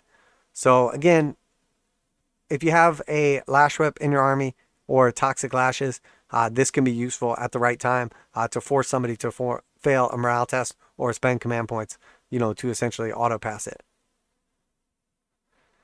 Corrosive Viscera, 2 command points. Use this stratagem in the fight phase. When a model in acid blood unit from your army would lose a wound. Until the end of the phase, each time the model in that unit would lose a wound as a result of a melee attack, roll a d6. On a 4-up, the attacking model suffers 1 mortal wound after making all of its attacks. So you lose a wound, on a 4-up, they take a mortal wound to a maximum of 6 for 2 command points. So if you have a creature with 14 wounds and all of a sudden your opponent's going to kill it, when it would lose a wound, so all of a sudden they smack this thing down for like 12 wounds. And you're like, oh man, that's terrible. You just did 12 wounds to me. 2 command points until the end of the phase. Each time a model in that unit would lose a wound. So now you're like, oh, I'm about to lose this wound from a melee attack. I'm going to roll 12d6. And then on a 4-up, you're going to lose 1 mortal wound. So 12d6, you're going to probably do 6 mortal wounds to them. So the sudden ability to turn 12 damage that you just took that you didn't want to take into 6 mortal wounds, or maybe you did, is pretty freaking amazing. Pretty freaking amazing. You might have already fought, done damage to something, they fight back, and then you hit them with another 6 mortal wounds when they kill you or damage you. Very, very strong. Blinding Venom, 1 command point. War gear. Use this stratagem at the start of your fight phase. Select 1 enemy unit within engagement range of any gargoyle units from your army until the end of the phase. Each time a model in the enemy unit makes an attack, the hit roll cannot be re-rolled. Each time a model in that unit makes a melee attack, subtract 1 from the attack's hit roll. So you have to have gargoyle unit at the start of the fight phase. Within engagement, select 1 enemy unit within engagement range of any gargoyle units. So they don't even have to be attacking your gargoyles. Your gargoyles can fly into combat, distract them. You can pay 1 command point. You might have a Hive tyrant in combat with that unit as well. But all of a sudden a couple gargoyles showed up. And now all of a sudden for 1 command point, those gargoyles just turned off your enemy's hit roll rerolls and also gave them -1 to hit. So that can be very, very strong. Very, very strong for what is just a random couple point unit of gargoyles that are objective secured, that otherwise wouldn't be doing much of anything. And now all of a sudden they're turning off rerolls and giving your opponent -1 to hit. Super powerful. Pathogenic Slime, 1 or 2 command points. Use this stratagem in your shooting phase. When a Hive tendril unit from your army is selected to shoot until the end of the phase, each time a model in that unit makes an attack, an unmodified hit roll of 6 automatically wounds the target. So now an unmodified hit roll of 6 auto wounds if that unit has toxin sacks keyword, it costs 1 command point, otherwise it costs 2. So lots of units in your army have toxin sacks. If this is for a toxin sack unit, it's only 1. If it is not, any unit can use it, but it costs 2 command points. And then also, we know there's a lot of stuff that has exploding 6s, and now you have exploding 6s to hit, and then you have the 6 auto wounding on the hit. Now the exploding 6 you'll still have to roll to wound with, because it's just going to be a hit. I don't think that's going to count as a 6. It's just going to count as a basic hit. So you'll still have to roll through regular with that. But on something where you have reroll all your hit rolls, or any of your hit rolls, now you can just fish for 6s, and then 6s will auto wound. So you could have something just absolutely terrible, like for instance a unit of gaunts. They don't even have toxin sacks. You pay 2 command points. You have, let's say 40 attacks with that unit of gaunts. And then you're shooting against a, toughness 8 tank, a Baneblade or something like that. And then all of a sudden, all your unmodified hits of 6, which maybe you have rerolls and you're going to fish for all 6s, they're going to wound automatically. So now all of a sudden you have a bunch of gaunts, 40 attacks coming through. You're going to get, whatever, maybe let's say 7 hits, 7 6s rather. You're going to reroll your other 33, and then you're going to get another, say, 5 on top of that. So now you all of a sudden have 13 wounds just on your hit rolls. And then on top of that, you're going to still roll the wound, which obviously, you're going to be rolling a wound with like 3, 4, or 5 strength, depending, against the toughness 8 or something like that. So you're going to need 6s again. So maybe you get through another 6 wounds. So all of a sudden you went from what would have been 6 or 7 wounds on this thing to all of a sudden you have, something closer to like 15, 16, 17, 18 wounds. I mean, just absolutely phenomenal way to just turn something small and numerous into something that just hits super, super hard. All right, so now we are on to the specific Hive fleets and some of their special rules. And we are the majority of the way through what we have here. We're at about 1 hour and 21 minutes. If you have not already subscribed, please subscribe to the channel. Make sure to like, comment down below with what you think. Are these super powerful? Are these going to be really fun? Is it finally going to be cool to see Tyranids do something other than Crusher Stampede? Do you like anything in particular? Share it with me. Let me know. I appreciate you. Hopefully you are enjoying the video so far, but let's keep going. So we have Hive Fleet Behemoth. So we have the adaptation, hyper-aggression. So this is their special ability, and then they'll have an adaptive as well. So each time a unit with this adaptation fights, if it made a charge move, was charged, or performed a heroic intervention this turn, then until the fight is resolved, add 1 to the strength characteristic of models in that unit. So +1 on the charge, heroic intervention, or if you were charged. And then the adaptive is you can reroll charge rolls made for units from your army with this adaptation. So very, very strong. Obviously, absolutely amazing. So your +1 strength on the charge if you're charged, or you heroically intervene, and then you can reroll charge rolls. And then the hyper adaptation, you can swap. Now you can choose one from either hunt biomorphologies or lurk biomorphologies. So 2 of those 3 charts that we saw earlier, you can pick one of those instead of the hyper adaptation. So you can swap out the reroll charges for one of the other ones. So are you going to want to do that? Probably not, because the reroll charges are so strong, but maybe you do in a certain situation. So Warlord Trait, Monstrous Hunger. Each time this Warlord makes a melee attack, an unmodified wound roll of 6 inflicts a mortal wound on the target in addition to any normal damage. So your Warlord now has mortal wounds on 6s to wound. And again, we've seen already where you can reroll all your wound rolls. So potentially fish for some 6s if you wanted. Not amazing. It's good though. Psychic Power, Unstoppable Onslaught. Blessing, Unstoppable Onslaught has a warp charge value of 7. If manifested, select one friendly behemoth unit with synaptic lynch range of this psyker. Until the start of your next turn, each time this model in the unit makes a melee attack, add 1 to the attack's wound roll. So the ability to pick a unit and buff them with +1 to wound could be very strong. Nice psychic power. And then Bio Artifact Relic. Add 1 to the damage characteristic of melee weapons the bearer is equipped with. So all the melee weapons, if you have a lash whip and bone sword, or some various different ones that may be relevant at different times, all of them are going to get +1 damage. So if you have like crushing claws and monstrous scything talons or something like that, you're like, oh, let me pick both of them +1. Awesome. Unparalleled ferocity, 1 command point or 2 command points. Battle tactic stratagem, and obviously all these are only for Behemoth Hive Fleet. Use this stratagem in the fight phase when Behemoth infantry unit, excluding character units, from your army that has not fought this phase is selected as the target of a melee attack. So a Behemoth infantry unit, excluding a character, is selected as the target of a melee attack. Until the attacking model's unit has finished making its attacks, each time a model in the Behemoth unit is destroyed, instead of using any rules that are triggered when the model is destroyed, do not remove the destroyed model from play. It can, after the attack model unit has finished making its attacks, attack as if it had been selected to fight. After resolving these attacks, the destroyed model is then removed. So that was the infantry part. If the Behemoth infantry unit has the endless multitude keyword, the stratagem costs 1 command points, otherwise it costs 2 command points. So if it has endless multitude, it's 1 command point. If it doesn't, it's 2 command points, but you can use it on any infantry unit.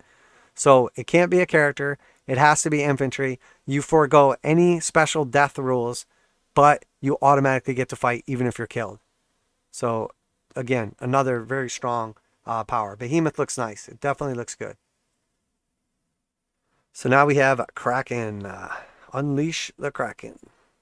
So Hive Fleet adaptation, questing tendrils. Each time a unit with this adaptation fights, if it made a charge move this turn, until the fight is resolved, each time a model in that unit makes an attack, improve the armor penetration characteristic by 1. So an extra 1 AP. Adaptive, each time a unit with this adaptation advances, if it is not affected by the opportunistic advanced stratagem, and that's the one we're about to look at in a minute, or the bounding advanced stratagem, which was the extra move. Do not make an advance roll. Instead, until the end of the phase, add a D3 +3 to the move characteristic of models in that unit. So each time the adaptation advances, it is not affected by those. So you're about to advance, don't make an advance roll. Instead, until the end of the phase, add a D3 +3 to the move characteristic of the models in the unit. So I think that would make it so you don't count as advancing. Each time a unit with this adaptation advances. So you're saying, I'm going to advance. If it's not affected by, so we'll just skip through that for a second. So I'm about to advance. And then it says, do not make an advance roll. Instead, until the end of the phase, add a D3 +3 to the move characteristic of models in that unit. So that's interesting. I don't know if they would still count as having advanced for potentially charging or using other abilities, but essentially you're moving 4 to 6 in your advance instead of your regular advance. But again, I don't know. I need to have some clarification on that. So now we have the hyper adaptive keyword. You can swap the Hive Fleet adaptive rule for one of the following. Either feeder biomorphologies or hunt biomorphologies. So you swap out that adaptive. And then the Warlord trait, one step ahead. Each time your opponent uses a stratagem, if the Warlord is on the battlefield, roll 1d6. On a 5 up, you gain 1 command point. So each time your opponent uses a stratagem, your Warlord's alive, you roll a d6. On a 5 up, you get a command point. Pretty awesome. We've seen that in a lot of armies, but it's obviously very strong. Psychic power, synaptic lure, malediction. Synaptic lure has a warp charge value of 5. If manifested, select an enemy unit with synaptic link range of this psyker, or an enemy unit within 18 inches of this psyker, obviously whichever is greater. Until the start of the next psychic phase, each time a friendly Kraken unit declares a charge, if the enemy unit is one of the targets in the charge, you can reroll the charge roll. So you target a unit, you say, go kill that, and then anything that charges that unit can reroll its charge. If it charges that unit and something else, it can still reroll its charge. So super good. Obviously, anything that allows you to reroll your charge with multiple units, very good. Bio artifact relic, chameleonic mutation. Each time an attack is made against the bearer, subtract 1 from the hit roll, and the hit roll cannot be rerolled. So turning off rerolls to hit, and that is shooting or combat, and then subtracting 1 from the attack's hit roll. So very, very good. So even things that would hit you on 2s normally with a reroll, it's now going to become 3 with no reroll. If it's 3, it's going to become 4 with no reroll, etc. So super survivable from shooting or combat. Use this stratagem in your movement phase. Opportunistic advance, 1 command point. When a Kraken unit from your army is selected to move until the end of the turn, each time that unit advances, do not make an advance roll. Instead, until the end of the phase, add 8 inches to the move characteristic of models in that unit. Note this unit cannot be affected by both the stratagem and bounding advance stratagem on the same phase. Models in that unit do not suffer penalties to hit rolls incurred for firing assault weapons in the same turn as the unit has advanced. So it must still count as advancing. So you can have the automatic D3 plus 3 for free, or you can pay a command point and just have an automatic 8 advance. And then some things can actually just advance and charge anyway. So very strong. You can also couple this with things that will allow you to now move a bunch, advance 8 inches, and then still perform an action where normally you wouldn't be able to. So the ability to like steal a crucial objective. I mean, there's so much potential in this codex. It's going to take a while for this to like flush out and see what the ultimate combos are, but there's going to be some very, very good ones in this codex. So next we have a Leviathan. Again, very strong Hive fleet. Leviathan here, Hive fleet adaptation, synaptic control. Each time an attack is made against a synap unit with this adaptation, an unmodified wound roll of 1 through 3 always fails, irrespective of any abilities the weapon or the attacker may have. Each time an attack is made against a unit with this adaptation, excluding synapse creatures, if the unit is within synaptic range of a friendly Leviathan synapse creature, an unmodified wound roll of 1 to 2 always fails, irrespective of any abilities weapon or attacker may have. So all your synapse creatures in Hive Fleet Leviathan cannot be wounded on a 1, 2, or 3. And all the rest of your creatures that are not synapse, so other monsters that are not synapse, or all your griblies, 1s and 2s fail to wound. I mean, this is absolutely phenomenal. I mean, just like gaunts that are toughness 3 and normally be wounded on 2s, well, now it's 1s or 2s don't wound it. So now you need 3s through 6s. Big creatures, you know, shoot them with something strength 16, toughness 8, would be wounded on 2s, not anymore. You know, no 2s and no 3s. So again, you know, if you were wounding on 2s, you had a 5 out of 6 chance to wound, and now all of a sudden you're wounding on 4s. So it just makes you super, super durable. And this is an army-wide ability from your synapse and non-synapse creatures within range of synapse. So that is absolutely phenomenal. Leviathan is great. And then the adaptive, each time a unit with this adaptation is selected to shoot or fight, you can reroll 1 hit roll when resolving that unit's attacks. So every unit in your army has reroll 1 hit roll in shooting and fighting. And you can do both in the same turn. And then hyper adaptation, you can change out that one, the reroll hit, for feed biomorphologies or hunt biomorphologies. And then Warlord trait, perfectly adapted. Once per battle round, you can reroll one of the following rolls made for this Warlord. So once per battle round, so per 2 turns, you can reroll a hit roll, a wound roll, a damage roll, an advance roll, a charge roll, a psychic test, or a saving throw. So once per battle round, you can do that. So in a 6-turn game, you get 6 free rerolls on your Warlord for hit, wound, damage, advance, charge, psychic, or saving throw. Absolutely freaking phenomenal. Psychic powers. Hive Nexus.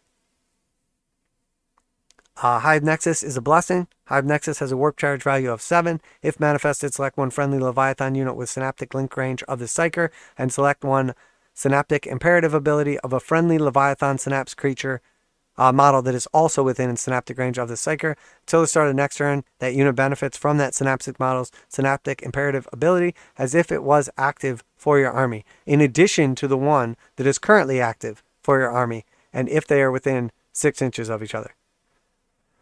So this is amazing. You can now stack your psychic imperatives. So say you have the invulnerable psychic imperative active, and now you want to fall back and then charge, or, you know, whatever. You pick a cost 7,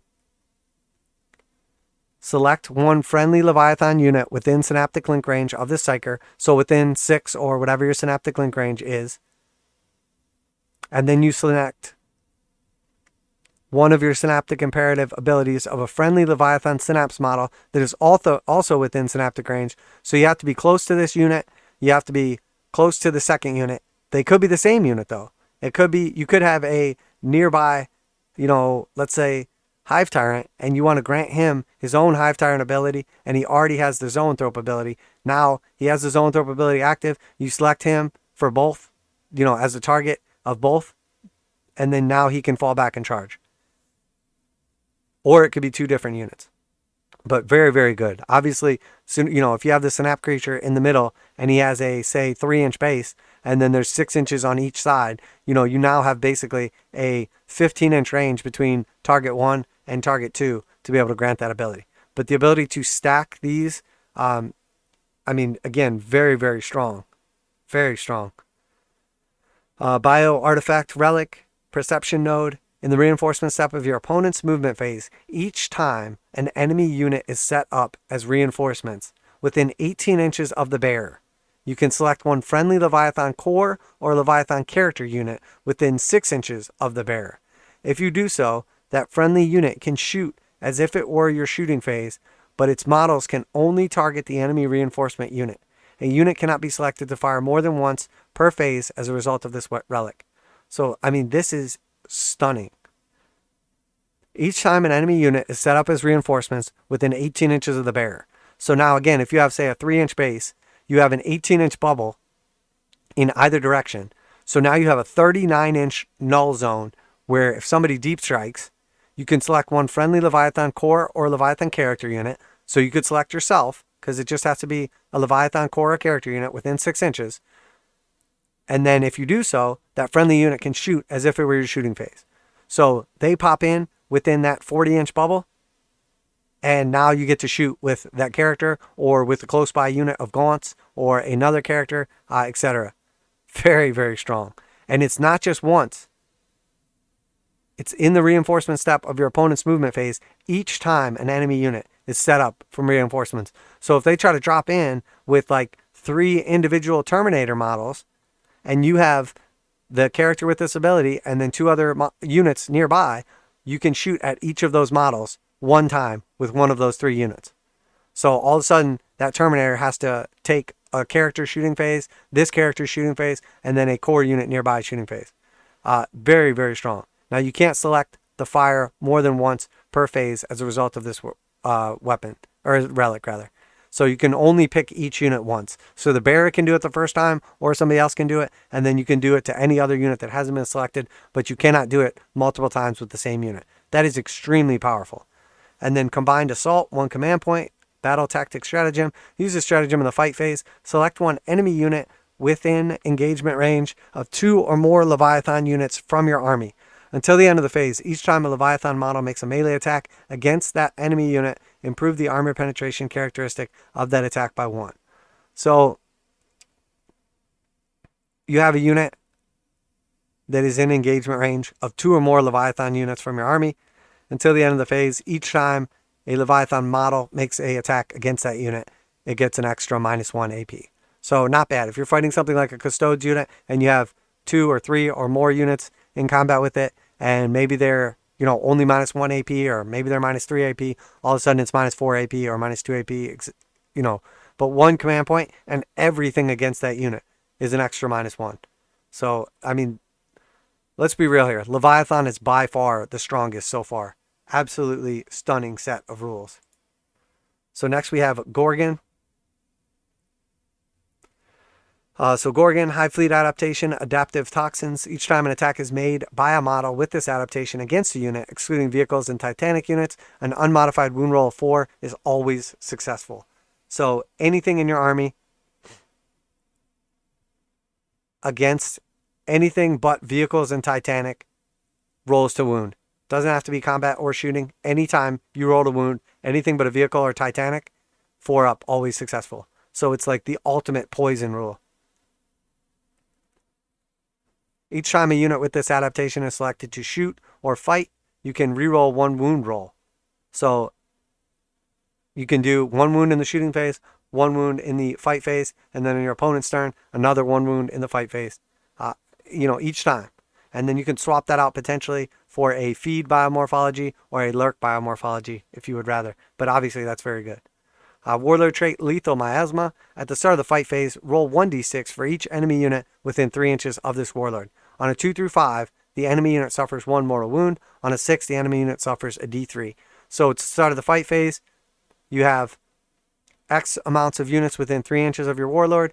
Roll a d6 for each. On a 2 through 5, they take a mortal wound at the start of the fight phase. On a 6, they take a d3.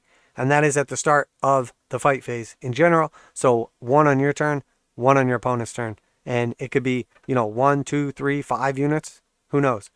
So you could be dishing out a bunch of mortal wounds in your opponent's turn and your own turn. So again, strong. Psychic power, Poisonous Influence, Blessing. Poisonous Influence has a warp charge value of 7. If manifested, select one friendly Gorgon unit within synaptic link range of the psyker until the start of the next psychic phase. Each time a model in that unit makes a melee attack, an unmodified wound roll of 6 inflicts 1 mortal wound on the target in addition to any normal damage, to a maximum of 6. Alright, so you're going to select a friendly Gorgon unit within synaptic link range until the start of the next psychic phase. Each time a model in that unit makes a melee attack, an unmodified wound roll of 6 inflicts a mortal wound on the target in addition to its normal damage. And you have 1 free wound reroll, and you're already wounding everything but vehicles and titanics on 4s.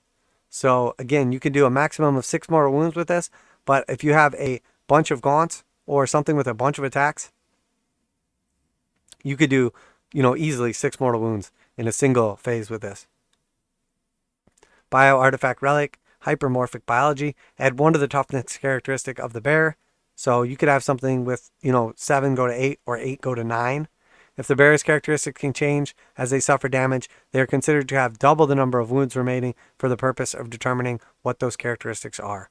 So +1 toughness, and now they degrade at half the rate. Well, double the wounds. So very strong. Hypertoxicity, 1 command point, Gorgon Wargear Stratagem. Use this stratagem in the fight phase when a Gorgon Toxin Sacs unit from your army is selected to fight. Until the end of the phase, each time a Toxin Sacs model in that unit makes a melee attack, an unmodified hit roll of 5 automatically wounds the target.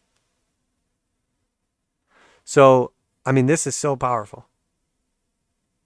So instead of, if you have Toxin Sacs, you're in combat.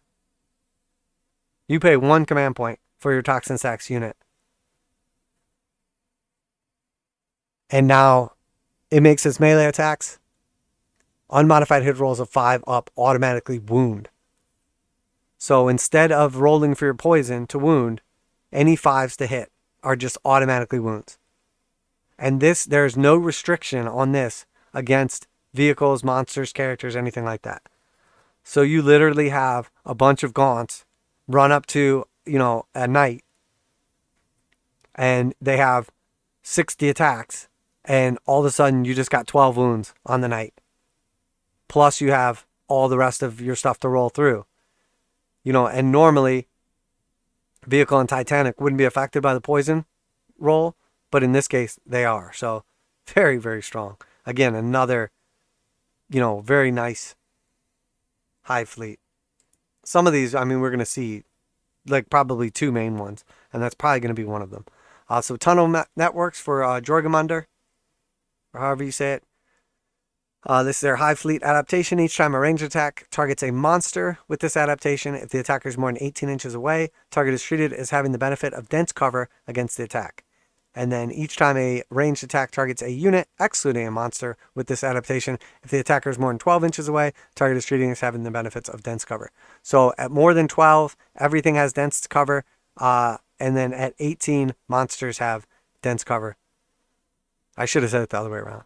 At 18, everything has dense cover, but if you're not a monster, you get it at 12.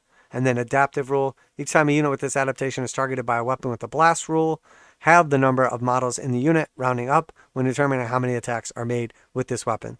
So, if you have something shooting at you with a blast, they're basically going to count half as many of your units to determine if they get that bonus for the blast ability. Not bad, it's not amazing. And then hyper adaptive, you can pick hunt or lurk to replace that with. And then Warlord Trait, Insidious Threat. In the command phase, select one friendly Jorgamundr unit with synaptic link range of this warlord until the start of your next command phase. Each time a model in this unit makes an attack, the target does not receive the benefits of cover against that attack. So no cover against your warlord. And psychic power, lurking maws, malediction. Lurking maws has a warp charge value of 7. If manifested, select one enemy unit with the synaptic link range of the psyker, or one enemy unit within 18 inches of the psyker until the start of your next psychic phase. Each time a friendly Jormungandr model makes a melee attack against that enemy unit, improve the armor penetration characteristic of that attack by 1. So +1 AP against basically like a cursed unit for anyone in melee. I believe it was melee only, right? Yeah, melee only. Bio artifact relic, infrasonic roar.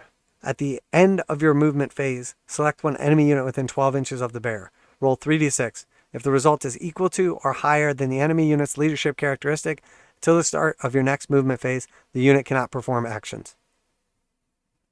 So this is your relic. You move. At the end of the move, you pick a unit within 12 inches. You roll 3d6. If you score equal to or higher, they can't perform actions. And if it's currently performing an action, it immediately fails. So they're performing action, you run up, you know you can't kill them or you can't get to them, you run up, you roar at them, and they fail the action. So you're basically, costing your opponent some serious points. And then buried in weight, 1 command point, and this is a requisition stratagem. So before the battle, during the declare reserves and transport step, if you're playing a mission without this step, use this stratagem during the deployment instead. So if there's not normally going to be reserves, you still get to do this. Select one Jormungandr unit from your army, excluding Titanic units. You can set up that unit near the surface instead of setting it up on the battlefield. If you do so, then in the reinforcement step of your movement phase, you can set up that unit anywhere on the battlefield more than 9 inches away from enemy models.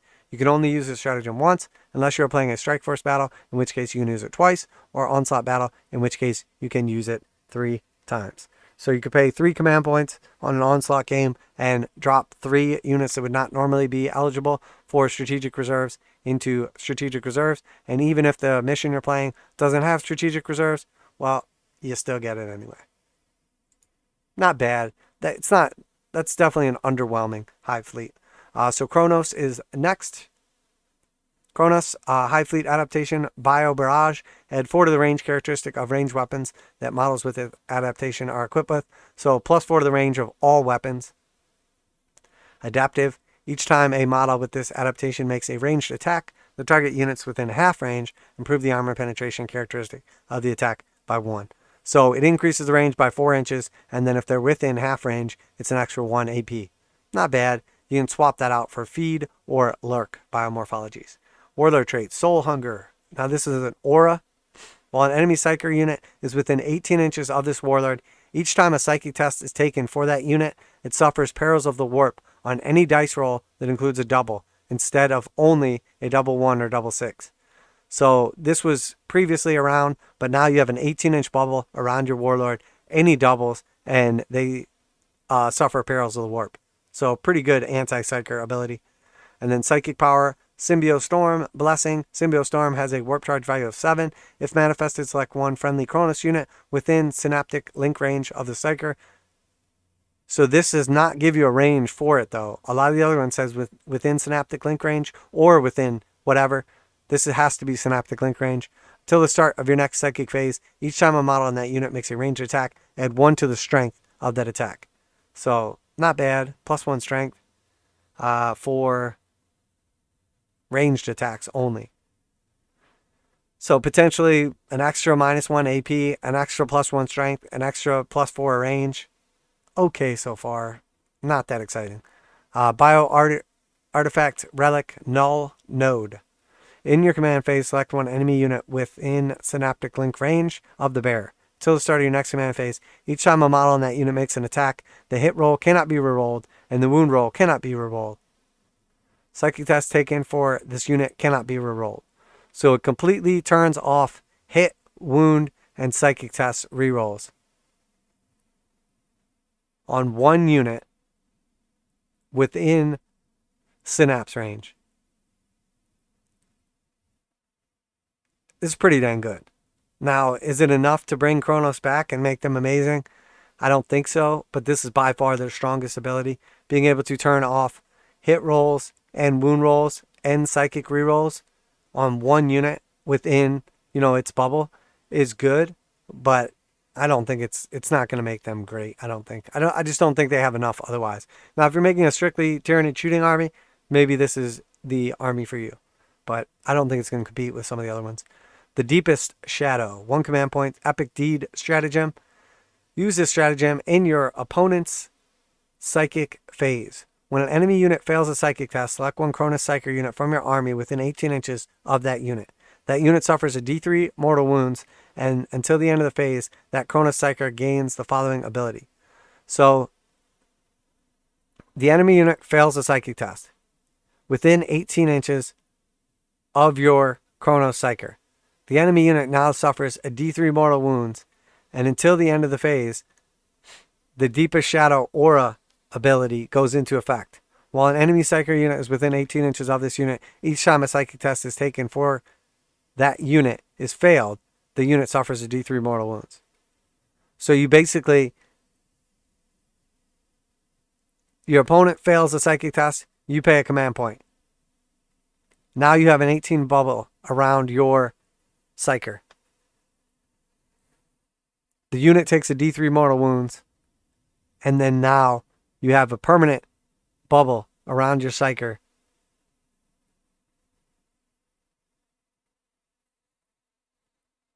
Right? I'm pretty sure it becomes active permanently. No, until the end of the phase, the Kronos Psyker gains the ability. So it's for the rest of the psychic phase now, anytime a test is taken and failed, the unit suffers a D3 mortal wounds. So you pay once, and then it stays in effect till the end of the psychic phase. It's not bad. I mean, it's definitely not great. I think Kronos is fun, thematic, but not going to be a game changer, honestly. Next, we have Hydra. Hive Fleet adaptation, Swarming Instincts. Each time a model with this adaptation makes a melee attack, the target unit contains fewer models than its own. Add 1 to the attack's hit roll. For the purpose of this adaptation, vehicle and monsters count as 5 models. So if you have more models than they do, 5 if they're a vehicle or monster, you get +1 to your attack roll. So pretty good in melee only. So just outnumber stuff and +1 to hit. Adaptive, add 1 to the move characteristic of models with this adaptation, and each time a model with this adaptation makes a consolidation move, it can move up to an additional 3. So now your consolidation has become 6, and we know there's other things that can grant another 3 and make it up to 9. So consolidation move of 6 is good. Consolidation move of 9 is pretty awesome. And then hyper adaptive, you can swap out that for feed or hunt. Warlord trait, endless regeneration. At the start of your command phase, the Warlord can regenerate itself. If it does so, it regains up to a D3 lost wounds. The Warlord can only regenerate itself once per turn. So, start of the command phase, Warlord just regenerates a D3 lost wounds once per turn. And it's at the start of the command phase this Warlord can regenerate, not at the start of your command phase. So essentially, man, that is weird, worded weird. At the start of the command phase, the Warlord can regenerate itself. So your opponent has a command phase, you have a command phase. If it does so, it regains up to D3 lost wounds. This Warlord can only regenerate itself once per turn. It doesn't say per battle round. So at the start of your opponent's turn, you can regenerate a D3. At the start of your turn, you can regenerate a D3. I wonder if that is supposed to be you can only regenerate once per battle round. That's what I would think it's supposed to be. Because saying this Warlord can only regenerate itself once per turn, well, obviously you can only use this ability once per player turn. But I think it's intended to be once per battle round. That's my guess on this. Rules as written, though, you do it once on your opponent's turn, once on your turn. Psychic Power, Psychic Shriek, Witchfire. Psychic Shriek has a warp charge value of 6. If manifested, select one enemy unit within Synaptic Link range or 18 inches of the Psyker. Roll 1d6 for each friendly Hydra Infantry and Hydra Beast model within 3 inches of that unit, and 3d6 for each friendly Hydra Monster model unit within 3 inches of that unit. For each 5-up the enemy unit suffers 1 mortal wound to a maximum of 6. So if you have a monster within 3 inches, you're going to roll 3d6, probably going to get 1, 5, or 6. That's a mortal wound. If you have a regular infantry unit, non-monster, or beast, you're going to roll a d6 for each, and again, on a 5 or 6, mortal wound. So obviously monsters are going to be much stronger, or just a bunch of units around them. It's not amazing. I mean, are you going to be doing 6 mortal wounds with this? Probably not. I mean, unless you have like 6 monsters, or yeah, I mean, probably not. Because you have to be roll a d6 for each friendly Hydra infantry and Hydra beast. Oh, model. Oh, wow. Okay, I apologize. I misread that. Okay, let's look at that again. An enemy unit within 18. Roll 1d6 for each friendly Hydra infantry and Hydra beast model within 3 inches of that unit. And 3d6s for a friendly Hydra monster model within 3 inches of that unit. For each 5 up, the enemy unit suffers 1 mortal wound. So if you have 18 gaunts, you're going to roll 18 dice if they're within 3 inches of that unit. And your 18 dice, you're going to probably get 6 5s or 6s and do mortal wounds. That is actually really good. And then, a monster counts for 3. But realistically, I mean, it's all about the swarm. Obviously, that's what Hydra is all about. So that is very strong. You can almost count on doing 6 mortal wounds with that if you're using gaunts. So bio artifact, barb worm infestation. Each time the bear makes a range attack, you can reroll the wound roll. So it's a relic, and you put it on your guy, and then whenever he shoots with a ranged attack, you reroll all wounds. You can. So you can fish for, 6s. You can just go for whatever. Very good. Rerolling wounds, obviously very strong. And then finally, critical mass. 1 command point. Battle tactic. Use this stratagem in the fight phase when a Hydra unit from your army is selected to fight. Until the end of the phase, each time a melee attack made by a model in this unit targets an enemy unit with fewer models than its own, you can reroll the wound roll. So if you outnumber your opponent in the fight phase, you pay 1 command point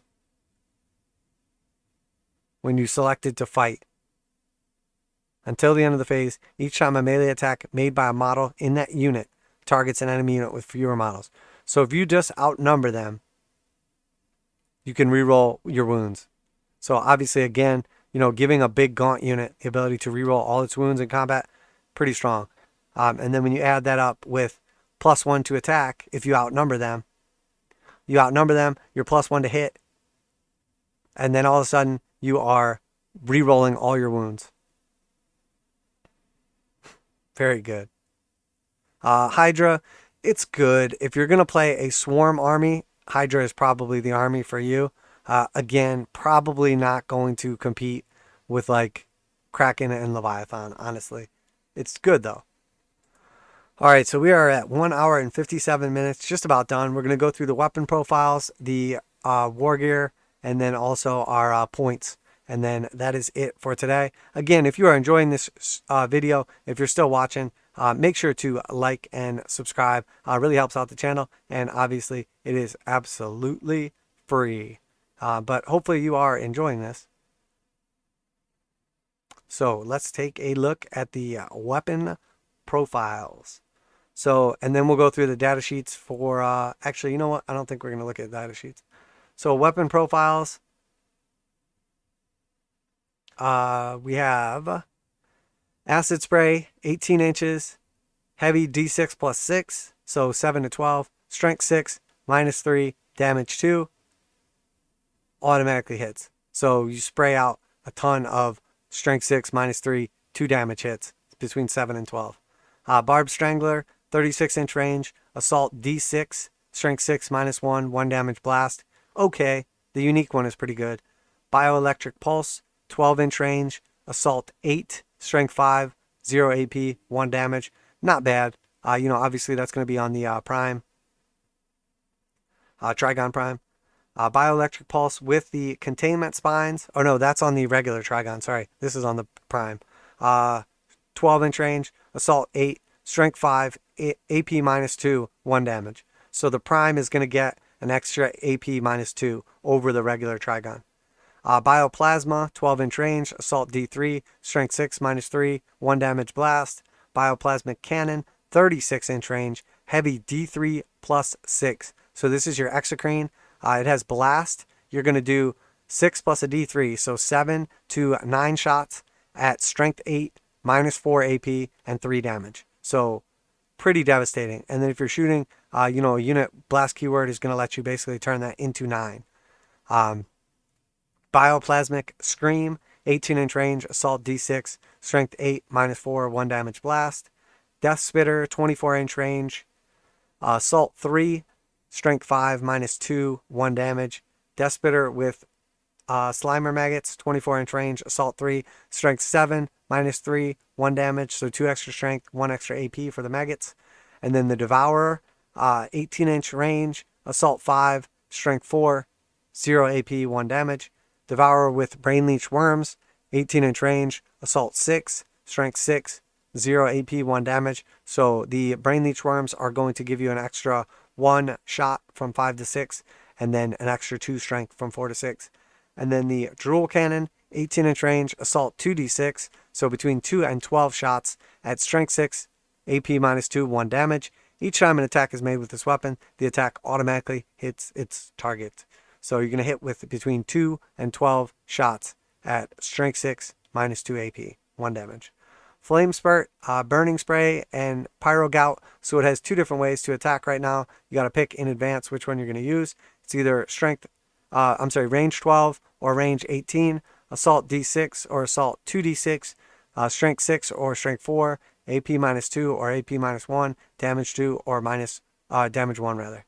And obviously automatically hits his target. So I don't think the Pyro Wars are going to be amazing, but it's nice to have a split profile, dual profile, depending on what you're shooting. Obviously, if you're going against Primaris Marines, got to get a little closer. You get a couple more shots, better chance of wounding, more likely to get through their armor, and you're doing 2 damage per hit.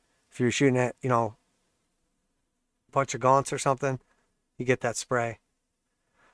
Flesh Borer, 18-inch range, assault 1, strength 5, -1, damage 1. Flesh Borer Hive, 24 inches, assault 30, strength 5, -1, 1 damage. So obviously the Flesh Borer Hive is on your monstrous creature. It has a 24-inch range, 30 shots at strength 5, -1, 1 damage. Crazy. Grasping Tongue, 12-inch range, assault 1, strength 6, -3 AP, 3 damage. Each time you select a target for this weapon, you can ignore the Look Out Sir rule. So within 12 inches, Look Out Sir is not applicable. So basically, it's only 1 shot, but you can finish off a character or kill a super weak character with it without having to worry about, Look Out Sir. Heavy Venom Cannon, 36-inch range, heavy 3, strength 9, -3 damage, -3 AP, 4 damage. So pretty strong. Impaler Cannon, 24-inch range, heavy 3, strength 6, -2, 2 damage. Or you can use the... I think that's supposed to be separate. This weapon can target units that are not visible to the bearer as long as the target is visible to a friendly Hive Fleet Synapse model. Each time an attack is made with this weapon, the target does not receive the benefits of light cover against that attack. Each time an attack is made with this weapon, a unit...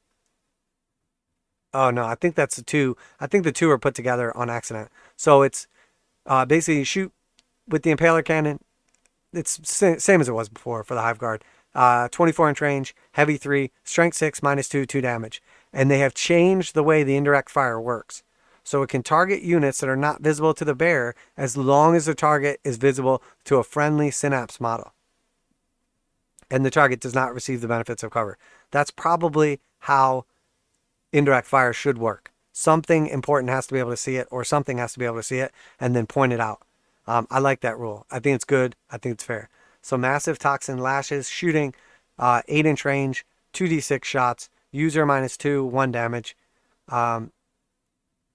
Each time an attack is made with this weapon against a unit, excluding a vehicle or a titanic unit, an unmodified wound roll of 2 up is always successful. So just wounds on 2 ups all the time. Rapture Cannon, 48 inches, heavy 3, 14 strength, minus 4 AP, d6 plus 4 damage. So 5 to 10 damage, 3 shots at minus 4. Strong.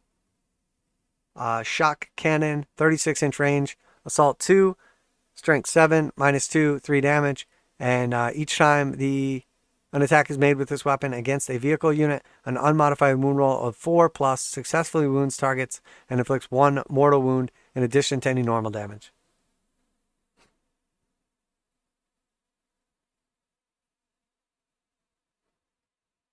So 4 up to wound inflicts a mortal wound in addition to regular damage. So strong. It's just like it was before, only 2 shots, no indirect. I'm not sure that Hive Guard are really going to be that good now because there's so much other really good stuff, which is good. I'm glad to see some other things that are actually good now. Next, we have Spine Banks.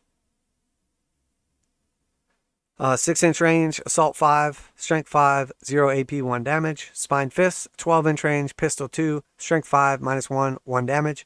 Spine Maws, range 6, pistol 4, strength is 2, 0 AP, 1 damage. Obviously, those are on your Ripper Swarms. And then Spore Mine Launcher, 48 inches, heavy D3. This weapon can target units that are not visible to the bearer, as long as they are visible to a friendly Hive Fleet Synapse model. Each time an attack is made with this weapon, if a hit is scored, the target suffers 1 mortal wound, and the attack sequence ends. Now, it doesn't say anything about if you miss, a Spore Mine gets set up. I don't know. Maybe that's gone now? I'm not sure. Stinger Salvos. 24-inch range. Assault 8. Strength 5. Minus 1. 1 damage. Stranglehorn Cannon. 36-inch range. Heavy D3 plus 3. So 4 to 6 shots at strength 8 minus 2. 2 damage blast. Tentacles. 36-inch range. Assault 4. 7. Strength. Minus 3 AP. 2 damage. Each time an attack is made with this weapon against a vehicle unit, an unmodified wound roll of 4 successfully wounds the target. Each time an attack made with this allocated to an aircraft model, the attack has a damage characteristic of 4. So the tentacles get double damage against aircrafts, and against vehicles, always wound on force. So pretty good. Pretty good. Definitely made against vehicles at 36-inch range. Tentaclids. Sorry, I might have said that wrong. Termagant Devourer, 18-inch range. Assault 2. Strength 3, no AP, 1 damage. Termagant Spine Fist, 12-inch range. Pistol 2, strength 3, 0 AP, 1 damage. And then Thoracic Spine Fist, 12-inch range. Pistol 2, strength 5, minus 1, 1 damage. And Venom Cannon, 36-inch range. Assault D3, strength 8, minus 3, 2 damage blast. Again, not bad. So let's go on to our melee weapons.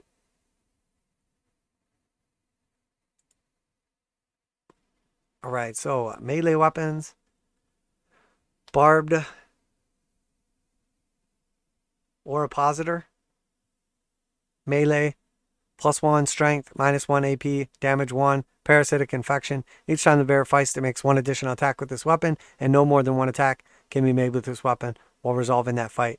And then we know that has the special ability that plants, basically potentially infects guys. Bludgeoning Fist. Melee, plus 1 strength, minus 3 AP, 1 damage. Bone Mace, plus 1 strength, minus 2 AP, 2 damage. Each time the bearer fights, it makes 1 additional attack with this weapon, and no more than 1 attack with this weapon. Bone Sabers, plus 1 strength, minus 4 AP, 3 damage. Bone Cleaver, user, strength, minus 1 AP, 2 damage. Bone Sword, plus 2 strength, minus 2 AP, 2 damage. Bloodlord Claws and Talons. User, minus 3 AP, 2 damage. Each time an attack is made with this weapon, you can reroll the wound roll, and an unmodified wound roll of 6. The attack has an AP characteristic of 5. So it gets a extra minus 2 AP with it runes on a 6, and it rerolls all of its wounds. So Broodlord is still pretty strong. I mean, he had that before, basically. Carnifex Crushing Claws, plus 4 strength, minus 3 AP, D3 plus 3 damage. So 4 to 6 damage from a Carnifex now at plus 4 strength. Carnifex Scything Talons. User strength, minus 3 AP, 3 damage. Each time it fights, it makes 1 additional attack with this weapon. And that is for each scything talon. So if it has 4 scything talons, it gets 4 extra attacks over its regular profile. Chitin Barbed Fists. Plus 1 strength, minus 1 AP, 1 damage. Clawed Limbs. User, minus 2, 1 damage. Crushing Claws. So obviously these are different than the Carnifex Crushing Claws. They are plus 3 strength, minus 3 AP, and 2 damage. So the Carnifex Crushing Claws are substantially better than other Crushing Claws. Dual Bone Swords. So this is versus 1 Bone Sword. It has still plus 2 strength, still minus 2 AP, still 2 damage, but it gets 1 additional attack with this weapon. So it's 1 for the 2 extra attacks. 1 extra attack for the 2 Bone Swords. And then Flensing Whips. User strength minus 2 AP, 2 damage. Genestealer Claws and Talons, minus 3 AP, user strength, 1 damage. Hormigaunt Talons, user strength minus 1 AP, 1 damage. Lictor Claws and Talons, user strength minus 3 AP, 2 damage. Massive Crushing Claws times 2 strength, minus 5 AP, D3 plus 3 damage. So the Carnifex has plus 4 strength, minus 3 AP, D3 plus 3. Massive Crushing Claws are times 2 strength, minus 5 AP, and D3 plus 3 damage. So we see 3 different sets of Crushing Claws now. Massive Scything Talons. Each time an attack is made with this weapon, select one of the profiles below. So the Massive Scything Talons now have a sweep and a strike attack. Very, very good. So for the sweep, each time an attack is made with this weapon, you make 2 hit rolls instead of 1. So double attacks if you sweep, and it is user strength, minus 3 AP, 2 damage. But if you strike or like stab at it, it's your regular attacks, but at plus 3, minus 4, 2d3 damage. So 2 to 6 damage at plus 3 strength, minus 4 AP. Very good. Very, very good for Massive Scything Talons. The ability now to use one or the other is going to be awesome, especially as we see some of these Tyranids have way more attacks now. Massive Toxic Lashes. User strength minus 2 AP, 1 damage. Each time an attack is made with this weapon against a unit, excluding vehicles or titanic units, an unmodified wound roll of 2 is always successful. Moloch Scything Talons. User strength minus 1 AP, 1 damage. Not particularly great. Monstrous Bone Sword. Plus 3 strength, minus 4 AP, 3 damage. Monstrous Crushing Claw. Single one. Plus 4 strength, minus 3 damage. D3 plus 2 damage. Monstrous Scything Talon. Again, a single one. User minus 3, 2 damage. Each time it fights, 1 additional attack with this weapon. Powerful Limbs. User strength minus 1 damage, 2 AP. Minus 1 AP, 2 damage, sorry. Ravener Claws. User strength minus 2 AP, 1 damage. Ravener Maw. User strength minus 1 AP, 2 damage. Each time an attack is made with this weapon, make 3 hit rolls instead of 1. So that is the Raveners, obviously, getting triple attacks for that 1. Pretty good. Rending Claw. Plus 1 strength, minus 4 AP, 1 damage. Screamer Killer Talons. User strength minus 3 AP, 3 damage. Scything Talons. User strength minus 1 AP, 1 damage. Each time it fights, 1 extra attack with this Scything Talon. Scything Wings. User strength minus 2 AP, 2 damage. Shoveling Claws. Times 2 strength, minus 3 AP, D3 plus 3 damage. So the Shoveling Claws, again, very, very strong. Thorax Spur. Plus 3 strength, minus 4 AP, 3 damage. Each time it fights, it makes 1 additional attack with this weapon. No more than 1 attack can be made with this weapon. Thresher Scythe. Strength is 4, minus 1 AP, 1 damage. Each time it fights, it makes 3 additional attacks with this weapon, and no more than 3 attacks with this weapon. So obviously these are the tail weapons for different Carnifexes. Toxic Lashes. User, minus 1, 1 damage. Each time an attack is made with this weapon against a unit, excluding vehicle or titanic, unmodified wound roll of 2 is always successful. Something Spike. Toxin Spike. User, minus 3, 2 damage. Each time it fights, it makes 1 additional attack with this weapon. Trigon Scything Talons. User strength, minus 3 AP, 2 damage. Tyrant Talons. User strength, minus 3 AP, 1 damage. Each time the bearer fights, it makes 2 additional attacks with this weapon. And then on to the points. And then I think that's what we're going to call it. And then maybe we'll take a look at some data sheets on a future stream. So For the HQ, starting with the HQ, we have the Broodlord, unit size 1, unit cost 120. We have the Hive Tyrant, unit size 1, unit cost 160. You can give him adrenal glands, venom cannon, adrenal glands, heavy venom cannon, or stranglehorn cannon, or toxin sacks. So the adrenal glands are 15, heavy venom cannon is 15, stranglehorn cannon is 10, toxin sacks are 5. Next we have neurothropes, unit size 1, unit cost 100. Old One Eye, unit size 1, unit cost 220, and you cannot modify anything on them. Turvagon, unit size 1, unit cost 215, adrenal glands 10, toxin sacks 5. Swarm Lord, unit size 1, unit cost 220. Trigon Prime, unit size 1, unit cost 175, adrenal glands 15, toxin sacks for 10. And remember that just by taking these, you could potentially decrease your stratagem costs from 2 to 1. Because some of them are dependent on if you have these modifiers. Tyranid Prime, unit size 1, unit cost 85. Adrenal glands for 5, flesh hooks for 5, toxin sacks for 5. Winged Hive Tyrant, unit size 1, unit cost 190. Adrenal glands 15, heavy venom cannon 15, stranglehorn cannon 10, toxin sacks 5. That is all for the HQs. On to the troops. So we have gargoyles, unit size 10 to 20, unit cost 8 points.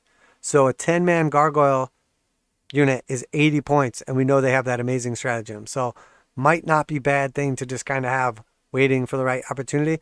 Also, a big unit of gargoyles is super fast now and can potentially just tie things up. Now, is it going to kill much? Probably not. It's basically just flying gaunts. Hormagaunts, unit size 10 to 30, unit cost 8 points. Adrenal glands plus 2 points, toxin sacks plus 1 point.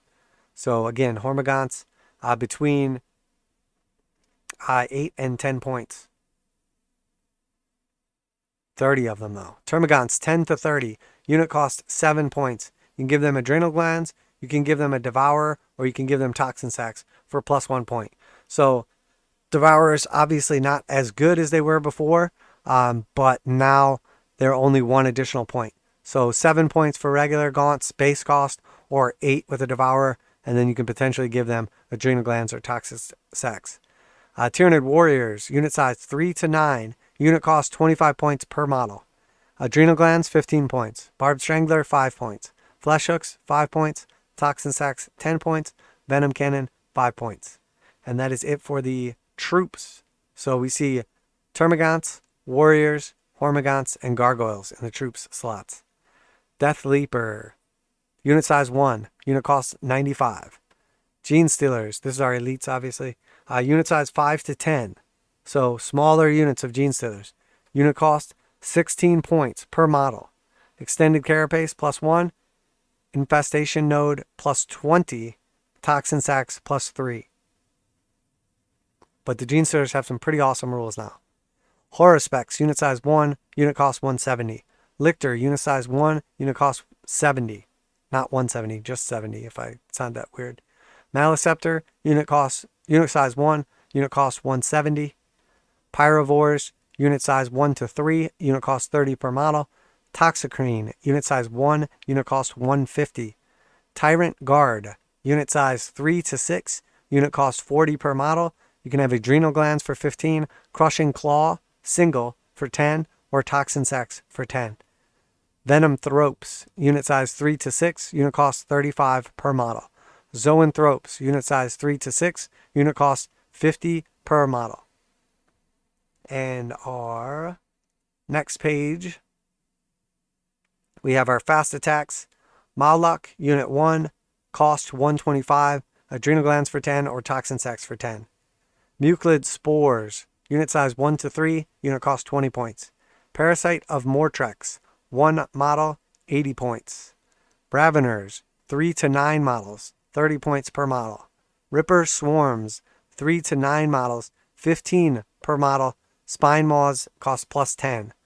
So I was wrong earlier when I said about the Ripper Swarms. If you spawn 1 to 4 Ripper Swarms, you're talking about 15, or I think it was a D3 plus 1. So you're talking about a free 30 to 60 points for that ability. Could be pretty good. 30 to 60 extra points doesn't sound like much, but if you're playing a 1,000-point game or even a 2,000-point game, any free models that don't cost reinforcement points are pretty good. Spore Mines, unit size 3 to 9, unit cost 10. Trigon, unit size 1, cost 145, adrenal glands 15, toxin sacs 10. Heavy Support, Biovores, 1 to 3 for 45 points apiece. Now, Carnifexes, this listing is crazy because there's so many options. Unit size is 1 to 3 Carnifexes. Unit cost is 100 points per model. And then you have the option for Acid Maw for 5 points, Adrenal Glands 10 points, Bioplasma 10 points, Bone Mace 5 points, Crushing Claw 5 points, Chitin Thorns 5 points, Death Spitter with Slimer Maggots 5 points, Devourer with Brain Leech Worms 5 points, Enhanced Senses 10 points, Heavy Venom Cannon 10 points, Spine Banks 5 points, Spore Sis 15 points, Stranglehorn Cannon 10 points, Thresher Scythe 5 points, Toxin Sacs 5 points, and Tusks 5 points. And then for our Exocrine, unit size is 1, unit cost 170. Hive Guard, unit size 3 to 6, unit cost 50, and you can give them either Adrenal Glands for 5, Impaler Cannon is plus 10, Toxin Sacs are 5. So you upgrade to the Impaler Cannon for an additional 10, otherwise they are 50. Screamer Killers, so obviously special kinds of Carnifexes. Unit size 1 to 3, unit cost 115. They can get Adrenal Glands for 10, Spore Cysts for 15, Toxin Sacs for 5. Thornbacks, unit size, again, Carnifexes. Unit size 1 to 3, unit cost 115 per model. Adrenal Glands 10, Enhanced Senses 10, Spine Banks 5, Stranglehorn Cannons 10, Thresher Scythe 5, Toxin Sacs plus 5. And then dedicated transports. We have the Tyrannocyte, unit size 1, unit cost 100. Barb Strangler is 5, Venom Cannon is 10. And then obviously, according to how many you're taking, I'm not sure if that's going to be per or not. That could go either way. Harpy, unit, I would imagine it's per. So if you take 5, I would think you're paying 125 or 150. I would think. Flyers, Harpy, unit size 1 model, unit cost 160. Heavy Venom Cannon is plus 5. Hive Crone, unit size 1 model, unit cost 150. Fortifications, Spore Cyst, unit size 1 model, unit cost 95 points. Barb Strangler is 5, Venom Cannon is 10. So again, I think it's per. Because it doesn't say Barb Stranglers, Venom Cannons, so I'm assuming it's per. And then Adaptive Physiologies, I believe we went over this, but Dermic Symbiosis 25, Enraged Reserves 25, Hardened Biology 15, Precognitive Sensoria 20, Predator Instincts 15, Synaptic Enhancements 10, Whipcoil Reflexes 15, and Voracious Ammunition 15. All right, so I think we are going to call it there. We will take a look at objectives and some data sheets in a further video, but obviously that is quite a bit of input data to take in. We have seen a ton of absolutely amazing rules for the Tyranids. And, whoever leaked this codex, definitely shady, but also thank you, because the Tyranids look awesome. Very exciting. Power creep is definitely real. Let me know what you think down below. But that is going to do it for today's video. Stay tuned for the follow-up video. We'll look at the data sheets with the special abilities and, a bunch of objectives and a bunch of the other rules as well. Let me know what you think down below. If you did enjoy this video, make sure to like and subscribe. Really helps out the channel. Feel free to share it with your friends. And I will provide links down below for any of these data sheets that you would like to look at or any of these leaks. They are currently posted up in quite a few places. I did access Spiky Bits and Blood of Kittens. So special shout out to them for posting up some of these screenshots, etc. So that is it for today. Warhammer Man Studios. I am Warhammer Man. If you enjoyed the content today, you know that I do everything from Warhammer 40,000, Kill Team Necromunda, Age of Sigmar, and warcry content. All kinds of reactions, reviews, and news. All types of unboxings. And then anything from, painting and modeling tutorials, as well as pretty much anything to do with the hobby. Magnetizations, customizations, lighting, all kinds of cool stuff. So if you enjoy that kind of stuff, I am your one-stop shop for tabletop wargaming. Warhammer Man Studios, I'm Warhammer Man, and I'm out of here.